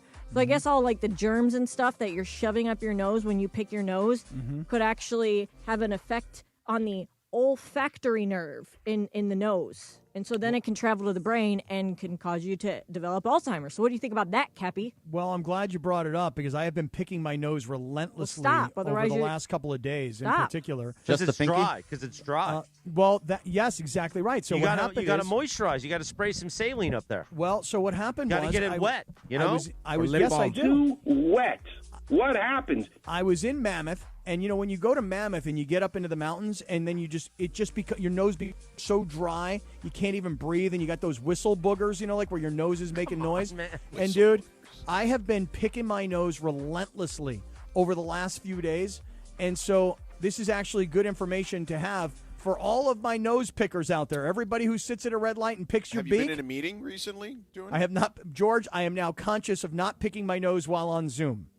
Good. So, or Google Meets or anything else. Well, Cappy, the doctors say that you should practice good nasal hygiene to avoid damaging the lining of your nose. And you do that by not picking boogers, not plucking hairs from your nose. And if you cannot resist the urge to pick, frequent hand washing and hand sanitizer use are suggested. That's what I do. I do a lot of that because I pick my nose a lot, so I clean my hands a lot. Okay. Well, can't help it. I just wanted to pass that along. And I do. I yank a lot of hairs out of my nose. Don't do that. And don't pluck them. That's so, not only is it gross and disturbing to think about, like, it hurts like hell. You're going to get very painful. Right. infections. Okay, so I'm sure you guys have seen that there's retail stores closing all over the place. And just last week, Macy's announced that they're closing a bunch of stores. Saks filed for bankruptcy. And, of course, we saw last year a lot of stores like Rite Aid, Party City, Joann, all closed retail businesses because, you know, people just aren't going to the store anymore. Oh, no. So given the choice, I know what my answer is for this. Very easy. Are you if given the choice, you have to buy something online or like, let's say Amazon or go into an actual store, which one are you picking? Cappy, you go first. So I asked you guys for a piece of advice recently about a piece of equipment that I really needed. And Chris said, well, why don't you go to Guitar Center to buy this piece of equipment? And I got to tell you guys, there's not one nearby. Like, there's a Walmart close by, but there's no Guitar Center nearby. You know about the Walmart. So what I did was I looked up, there were 2 local, small, mom-and-pop operators that are music stores, and I went into the music store, and I spent like 30 minutes with the guy looking to create the solution. So while I'm at the store, he's actually on his computer telling me, no, this is the piece of equipment you need, and we don't have it. So I was at the store enjoying the interaction between me and the guy, and then he led me to the solution while in his store. So I'm more inclined to go to Amazon because it's faster, but I do like the experience, the human interaction, like when I buy a toy at Walmart. When was the last time you guys were all in a Walmart? Can you get those same toys on Amazon? Yeah. You can. Oh, okay. You can. You All can. right. Get literally everything I'll send on you the Amazon. link. Yeah, I'll send you the link. George, how about you? I didn't honestly, Lindsay. I didn't hear the question because I have a schedule change that just came up. I'm going to need you to book me a studio in Cleveland next week. Okay. You could visit with Riz. So hey, everybody! Yes, I just got a text from NBA about. Long story short, I'm getting moved to the Lakers-Cavs game, and so I was just dealing with that. So can you quickly repeat the question to me? Yes, I was just talking about how so many retail stores have been closing, and Yes. specifically last week, Macy's closed like a third of their stores, and then Saks went bankrupt. So Yeah. I want to know, are you more of like if you are given the choice, do you want to go in store to buy something, or would you rather Well, just buy it online? I think it depends on what the item is. If it's clothing, I would prefer to do it in person because I just think it's easier for the most part to at least get fitted for it in a way that you know is going to work. For example, when I was on this trip where I knew I was going to be in below zero temperatures, for example, the weather today in Minneapolis, as you saw when I landed, was minus 19 with a wind chill of minus 30-something, basically. This morning, the weather is minus 14, even though it's beautiful and sunny outside. As you can see on the YouTube, it's coming in to my room. But the wind chill is nearly minus 40 outside. So I went to Burlington, used to be known as Burlington Coat Factory. Yeah. And I went to the one in Torrance, and they're closing, actually. They're having a clearance, so it's interesting you mentioned that. But I went to their coat rack, their heavy coat rack, and I bought a few coats. I actually ended up buying a bunch of coats because they were all on clearance. Some nice ones. Cappy will like them. He's going to be jealous of some of these jackets I bought. What size did you get? I mean, the size that fit me. Like a medium? Well, so I think one of them was a medium. One of them might have been large. They just fit differently Okay, so based the on large. the Let me check out manufacturer. that large. Let me hold that large. It was just based on the way the manufacturer cuts it. But Okay. anyway, Lindsay, but in a situation like that, I don't buy a lot of winter jackets. So I think it was important for me to go and actually try them on, because I would have thought, a large. But the large on most of these jackets was way too freaking big. So I needed like a medium. You know what I mean? So I think that to me, that stuff is important. Now, for example, I know my shoe size. That's easier. I can order stuff from Nike online very easily because I know, it could, depending on which shoe, some run smaller than others, what it could be. Same thing with dress shirts now. I generally order them from Brooks Brothers. I know exactly my length on my neck and my arm length, so I just order those online. But initially, I had to go to a brick and mortar store to figure all that stuff out. So two things. Did you get a pea coat, or was it more of like a puffery coat? Oh, no, I needed like a weatherproof okay. coat. Like Not heavy like coat. not like, well, they actually have one that is smaller, but also weatherproof. Technology is great that way. And then I have a larger one. But yeah, I needed to buy a couple of things. And then I bought some just like cool stuff that I could wear like in LA when it's a little cold while I was there. But yeah, I think clothing, it's important to go to a brick and mortar store. Okay, and secondly, on the topic of clothing and shoes, will you bring your Donovan Mitchell shoes with you to Cleveland? I already brought them on this trip. Oh, I wore good. them. I wore them whatever game I had in Milwaukee, but I will bring them to that one. Unless I should wear LeBron's or Luka's. I mean, I think we need to decide this, actually. I think that you should wear, like, the You Cavs. got to wear LeBron's in Cleveland. No It's way. a no-brainer. No way. You got to wear the Donovan ones because, like, they're going to beat the Lakers. They're not, I mean, they're going to win. They don't want LeBron to come into their house and win. They got something to prove, All right? right, then wear the Lukas because Luka will have a big game. The Lakers will pull off the win. No, because he's going to honor interview of- Donovan after the game. Nah, you got to What have if the both Lakers pairs. win? Yeah, you got to have Lukas and you got to have Donovan's. I say go Lukas. Greg? So no Chris? LeBrons. Anyone? I Anyone weigh in? Lucas. Yeah, I'd go Absolutely Lucas, go yeah. Lucas. in Yeah, there. go Lucas. I'll go I like my Lucas. Well, I can't Thank bring you, three Lindsay. pairs of shoes. I don't got enough space. Lucas One and of each, Donovan. Luka and Donovan. Yeah. Hey, everybody in the chat, in the YouTube chat, vote. By the way, Greg, are you an in-store person or an online person? So for clothes, I have to go into the store. I've ordered too many clothes online, and they always just change just little bits. And you're talking about shoes, Sedano. It's like for snowboarding shoes, I got new boots. I got them new ones last year. I have to Did go they in get and see how it stolen? feels. Of course, you got to try those. Yeah, on. you got to try them on, see how it Yeah. feels. Like, so a lot of stuff. When it comes to clothes, I have to do that. But anything else, I just order online. I don't want to bother. Christopher, how about you? I feel like you're more of an online person. It's a mix. So a lot of stuff I like to do in person, but this holiday season I ordered a lot of stuff online, not just Amazon, but actual stores online that were different things. And they've been really impressed. I was really impressed by the sizing and everything. So that could be because I'm a smaller human being, so it's a little easier these days. But yeah, I like both. And Amazon is great for some things. Like, for instance, I need a soap dispenser one day in my house. And like the ones where you don't touch, because in my house in Orange County, it's all that. And where it'll you be can't there touch. like immediately. And it was there. I literally looked it up and I thought, oh, it's coming tomorrow morning. It gave me the option for an extra $2.99 through Amazon to be there in an hour, and it was there in an hour. Now, a facility, a fulfillment facility, is like 2 miles from my house. So they're right there. That was amazing. Did I want to leave on a football Sunday to go to Target to get one? No. So I'm leaving. That online is amazing. I think it's just a healthy balance. The reason I told you, Cappy, to get the studio equipment is because you're a moron. So on Amazon, you were going to end up ordering the wrong thing. And I told you, go somewhere where you can feel it, touch it, have it right there. Just like we always say with Hernandez Wholesale Flooring. You want to touch it. You want to feel it. You want to feel that hardwood. Well, I don't really need you to tell me I'm a moron, because a lot of times on this show I will say things like, I'm ordering this piece online.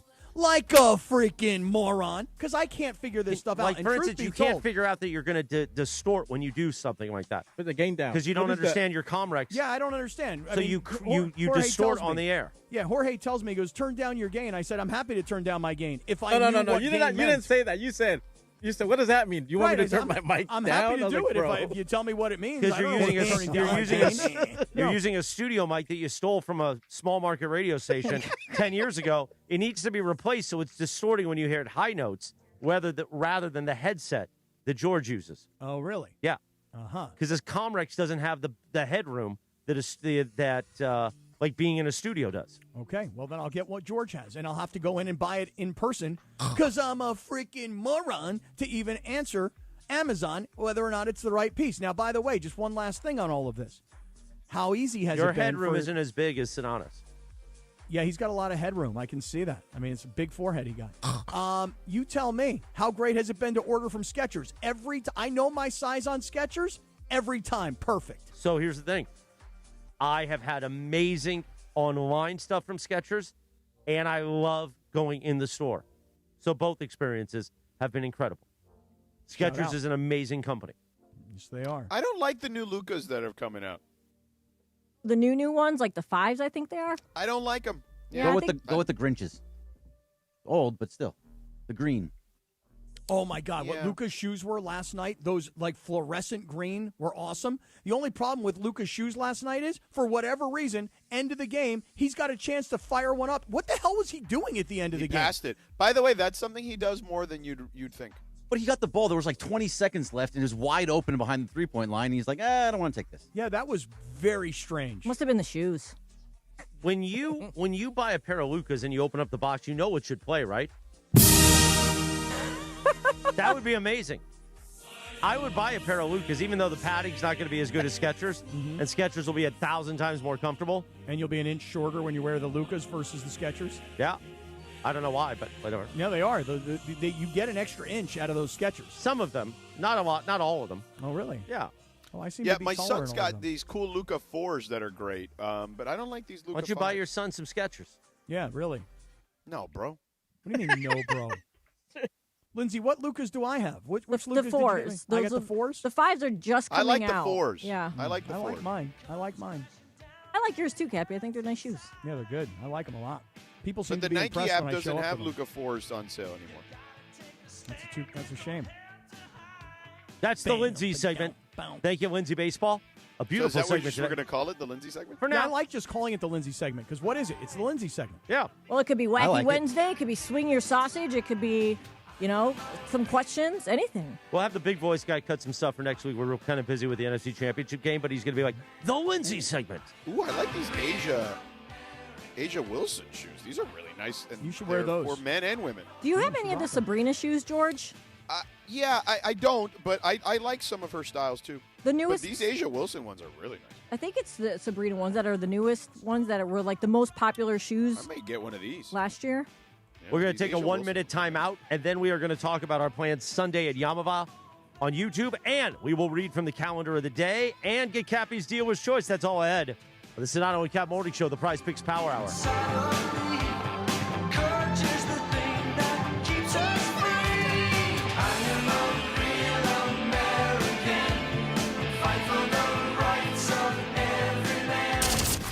Mason and Ireland, the OGs of LA sports talk.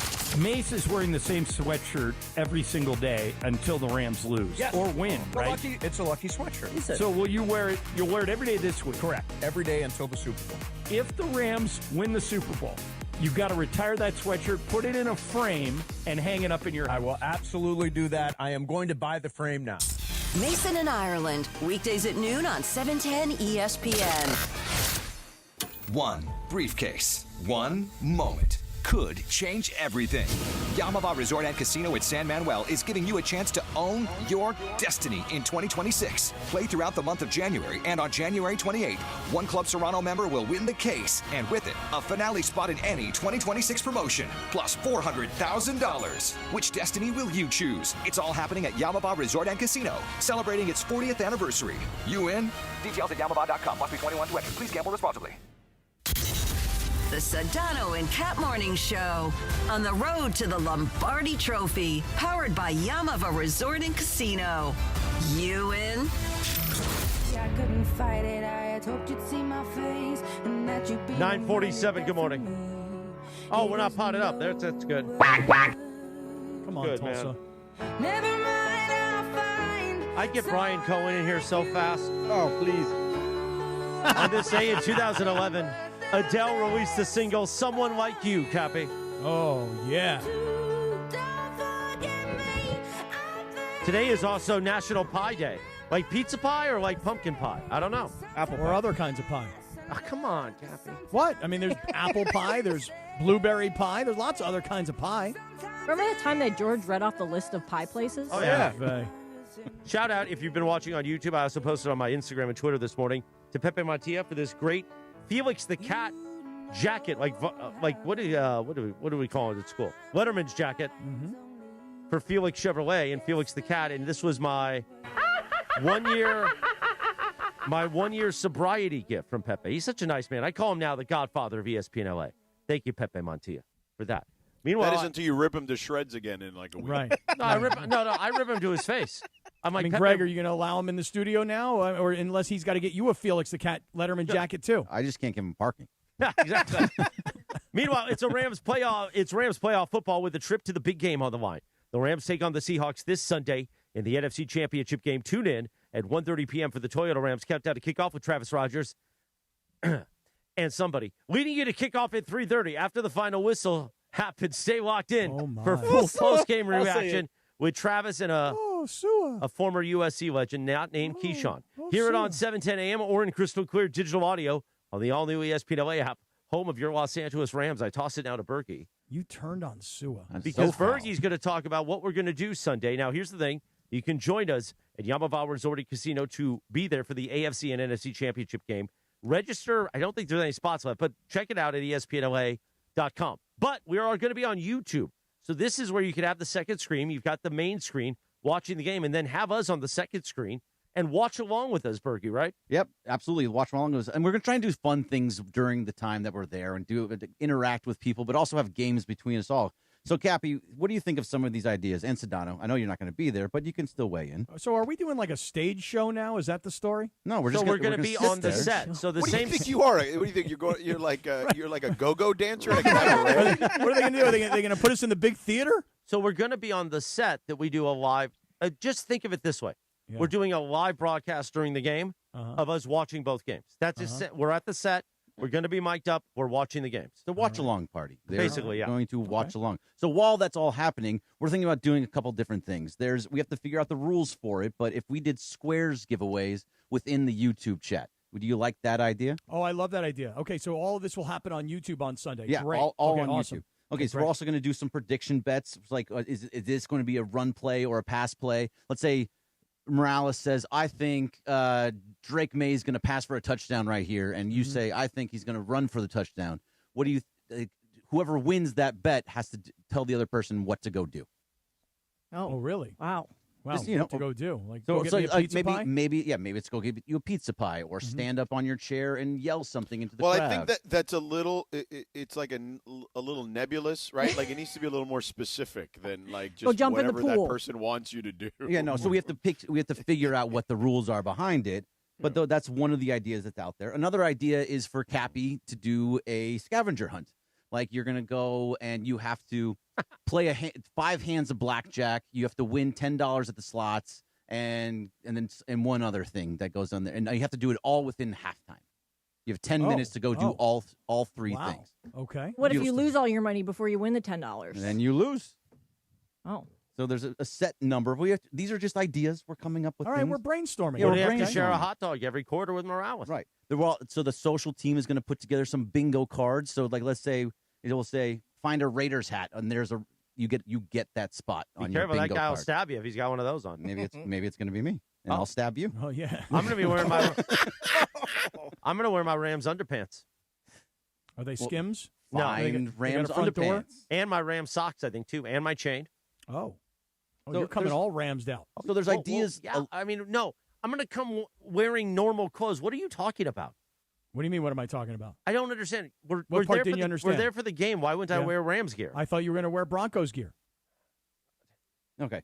So I can't believe I signed up for more time with you. Yeah, I'll tell you what. I'm going to do this. I have a great idea. Yes, I wanted I'm ideas going to bail too. out. You guys got this handled, no problem. Nope. No. I think Morales is looking for a new hot dog sharing partner.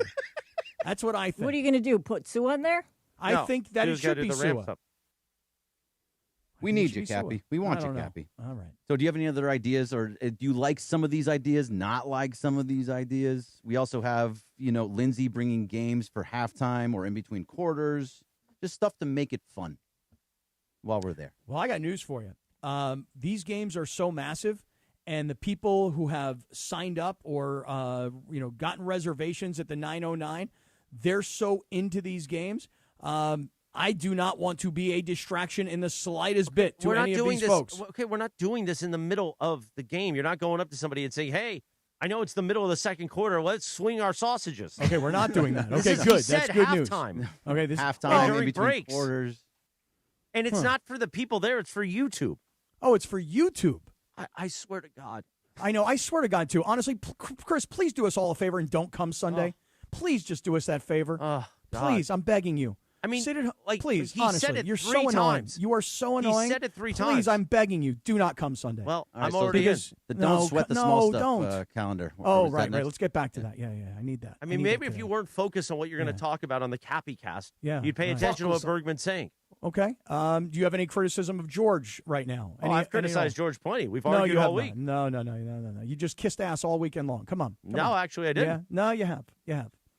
Sucked up all week. No. Come on. Yeah. We went at it the other day. Yeah, it's not on air. And then you know. Oh, what are you talking about? Not on air? Yeah, That's no, not you true ripped his ass, George, and that was the end of it. And then you're probably texting him behind the scenes. Oh yeah, Morales is out of control. I don't know, dude. I keep killing him. Keep going. Yeah. You two-face. Cappy, before we get to any of that stuff, do you have is your dealer's choice going to be on Phillip Rivers I gotta do interview for the Bills job? Go ahead, Cappy. Answer his question. Is my dealer's choice going to be the Phillip Rivers thing or no? No, but I'm rooting for Phillip Rivers right now. I'm shooting him texts right now, going, "Come on, bro, you can do this. You got this. Come on, Phillip for the Rivers." Bills job, according to Adam Schefter. Oh, listen, I become a Buffalo Bills fan immediately if Phillip Rivers becomes the Bills head coach. Yeah, well, I'm not surprised. Right, of course. I'm going to put mustard in your eyes on Sunday.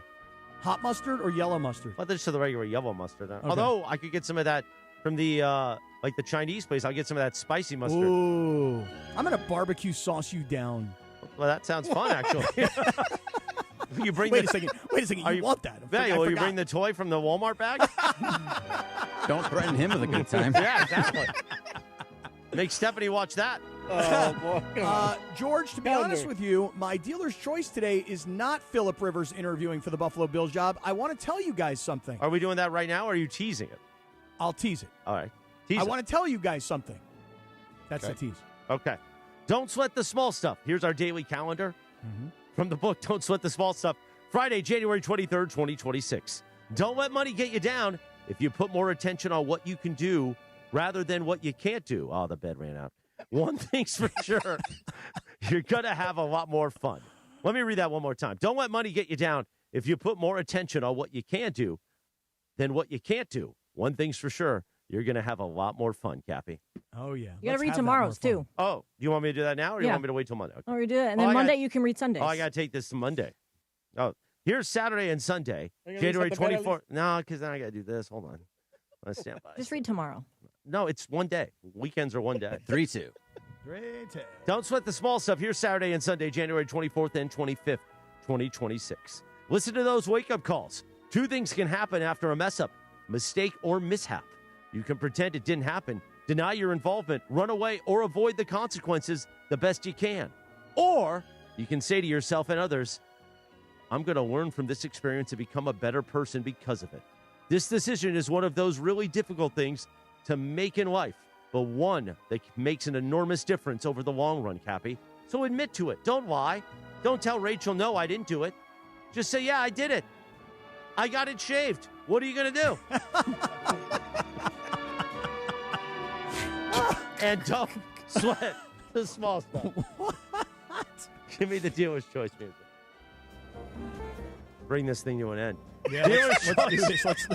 Let's just get out of here. 3 minutes. I'll meet you. Well, the show was was very fun, and then you guys ended up like. Well, because he's clipping nonstop because of his gain. He doesn't get what Bergman's trying to do. That failed miserably because he's like, I don't know. I didn't know. Weird 10 minutes there at the end. Yeah, really was. The Dealer's Choice Real Deal brought to you by Sellers Advantage. Wait a minute, Berkey. What are we doing? We're going to people and saying swing your sausage in the middle of the second quarter? Right. I'm busy watching the game Wait, here, pal. Why did you make him Porky Pig and have a stutter? Like, I don't understand. Who said don't come? Don't come. Do us a favor, don't come on Sunday. Brought to you by Sellers Advantage. Want to sell your house? Before you call an agent, call Sellers Advantage. They'll buy it as is with a competitive cash offer. No repairs needed. They make selling easy. Call 888-390-AS-IS for a no-obligation offer or visit sellersadvantage.com. DRE 0196-1658. By the way, Cappy, do you need a hotel room Tuesday night at E? No, Monday night at E. No. Oh, so you need one Monday night. Right. I'm going to go from Yamava, and then I'm going to go to... Yep. And you're staying E Monday night. Yep. And then going home Tuesday. Correct. All right. Go ahead. All right. Dealer's Choice, you guys have been teaching me something this week that I did not know, which is about the intermittent fasting. And I said that I'm not really intermittent fasting, but I am sort of unintentionally intermittent fasting. In other words, I might get done with dinner at 6 p.m., and then I might not eat until the next day until 12:30. So I've given myself this intermittent fasting, but you should get the Fasty app. Get the Fasty app. I'm holding it up to the screen. Okay. It's an amazing app that shows you your progress and counts you down. Okay, so here's the deal. You ready? The reason I thought I was doing this sort of version of intermittent fasting is because I just wasn't eating. But it turns out that by taking the athletic greens early in the morning, there's protein and there's calories. I didn't realize that was a violation. But then secondarily, there's the creamer in my coffee with sugar. Yeah, and I'm literally addicted to this creamer. So I want you guys to know. Black coffee is so good for you if you don't put all the stuff in it. Okay, yeah. But I want you guys to know. Take it black. There's nothing wrong with that. I want it black. Today is my first day. I didn't do the athletic greens first thing in the morning, and I've had 1 cup of black coffee. I've never had black coffee ever in my life. Straight black. All right. No creamer, no sweet and low, none of the yellow packets, the green packets, nothing. Straight black coffee. And I will tell you this, 2 things. One, when you don't cream your coffee, first of all, it stays hot, real hot, longer. And 2, oh my that's God, just physics. But I'm on fire, dude. Like, honestly, it's got me shaking. The creamer must I don't know what it does to the coffee, but I am shaking. Dilutes the right, caffeine. Yes. Dude, Yes, it's my first day. Yes. But I'll tell you this, for people I love like how me, this is all new to you. Like, it's all hey, new. I didn't realize breaking a fast with calories would be a thing. I didn't even think about it. But here's the thing. Anybody who's like me who can't drink coffee. When was the last time you guys were all in a Walmart? Right? Is that because that's news to me too. I can't drink coffee without creamer. Today's the first day I've ever had coffee without creamer, and I'll be honest with you, it wasn't terrible. Well, let me tell you something. It really I wasn't never bad. have coffee with creamer. The only thing I'll do occasionally, and usually and it's not how I break a fast, It's I'll have like a cappuccino with like almond milk, but that's it. Like that, I don't like anything. I like my coffee just straight black for the most part. Gotta have it straight black. I've not ever had it straight black, but if by not having the athletic greens and if by not having the creamer and only having black coffee and still being able to make it to 12:30, 1 o'clock before I eat, you know what? I'm curious to see what it feels like. By the way, here's the other thing. Sometimes I will, like when it's at night or later in the day and I'm getting coffee at a restaurant with Stephanie or something after dinner, I will put cream and sugar in it just to kind of have the tradition of the spoon and stirring it, and it tastes gross to me. So you know what I have right after? A cup of black coffee to like wash out my mouth. I'm not joking. Coffee with cream now to me doesn't taste good. Black coffee is one of the healthiest things you can drink. Yeah. But the thing is, we've screwed it up with all the crap we put in it. Yeah, which I do every day. But I'm going to try. Now, what's the name of the app you say? Fasty. It's free. I think you can make purchases in it, and I'll hold it up to the screen. Oh, hold on. Wait a But minute. what does the app actually do? Can't you just count the time? Well, you can, but sometimes you're like doing the... Listen, this is where I'll side with Cappy. This thing will tell you the time you put in your goals. It'll tell time elapsed, how much time you have to go. But it also tells you the stages when you're in the app. Are you still in the... Like right now, I'm in the catabolic stage from last night. I did break the fast last night, ended up. So, I mean, I'm 12 hours into this fast. I'm trying to just make it 18 hours till tonight. So I've got 6 hours left. I'm 12 hours and 1 minute in. So it just kind of counts you down, and it stays on your phone so you can see it throughout the thing. You know, I don't know. Sometimes you need something to help you with the goals. That's all. All I can tell you is this. Prepare for Sunday at Yamava. Well, don't fast on There's Sunday. no fasting. Right. We're going to eat everything But I would fast in sight. before, Yeah. but then you don't break the fast with that food.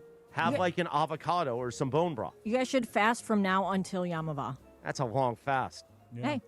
I'm just going to use the stopwatch. We can share some bone broth on Sunday morning, Cappy. You want to share bone broth, do you? Well, I'll bring a big avocado. Okay. We put some pepper on that thing. Nice. Actually, a little salt is okay because you need the electrolytes. Mhm. And then we'll share the avocado, and then we'll sip some bone broth together, and then we'll be ready for all the fun and frivolity. 'Cause And then then you're we're going to gonna have eat- that bad food, and you'll explode an hour later. Oh, You'll be dude. running. We are going to eat like animals Oh, on no. Sunday because the food at Yamava is out of this world. And on that. It won't even be a scraper. It'll just be an explosion. Oh, yeah. Forget about it. Okay. Everybody enjoy Championship Sunday, whether you're going to be at Yamava in person or join us on the ESPN LA YouTube page at ESPN Los Angeles. We'll talk to you Sunday for the AFC NFC Championship games, and then we'll be back Monday live from Yamava. Sedano will join us from the road. We will talk to you then and react to the games and the latest on the Lakers. Have a beautiful weekend. Enjoy the football, Sedano. Travel safely, my brothers. I still think it was a travel. It was a travel. Get Stay Monty with it, Bergie. McCutcheon. Monty McCutcheon. Everybody be safe. We'll see you Sunday. Jack.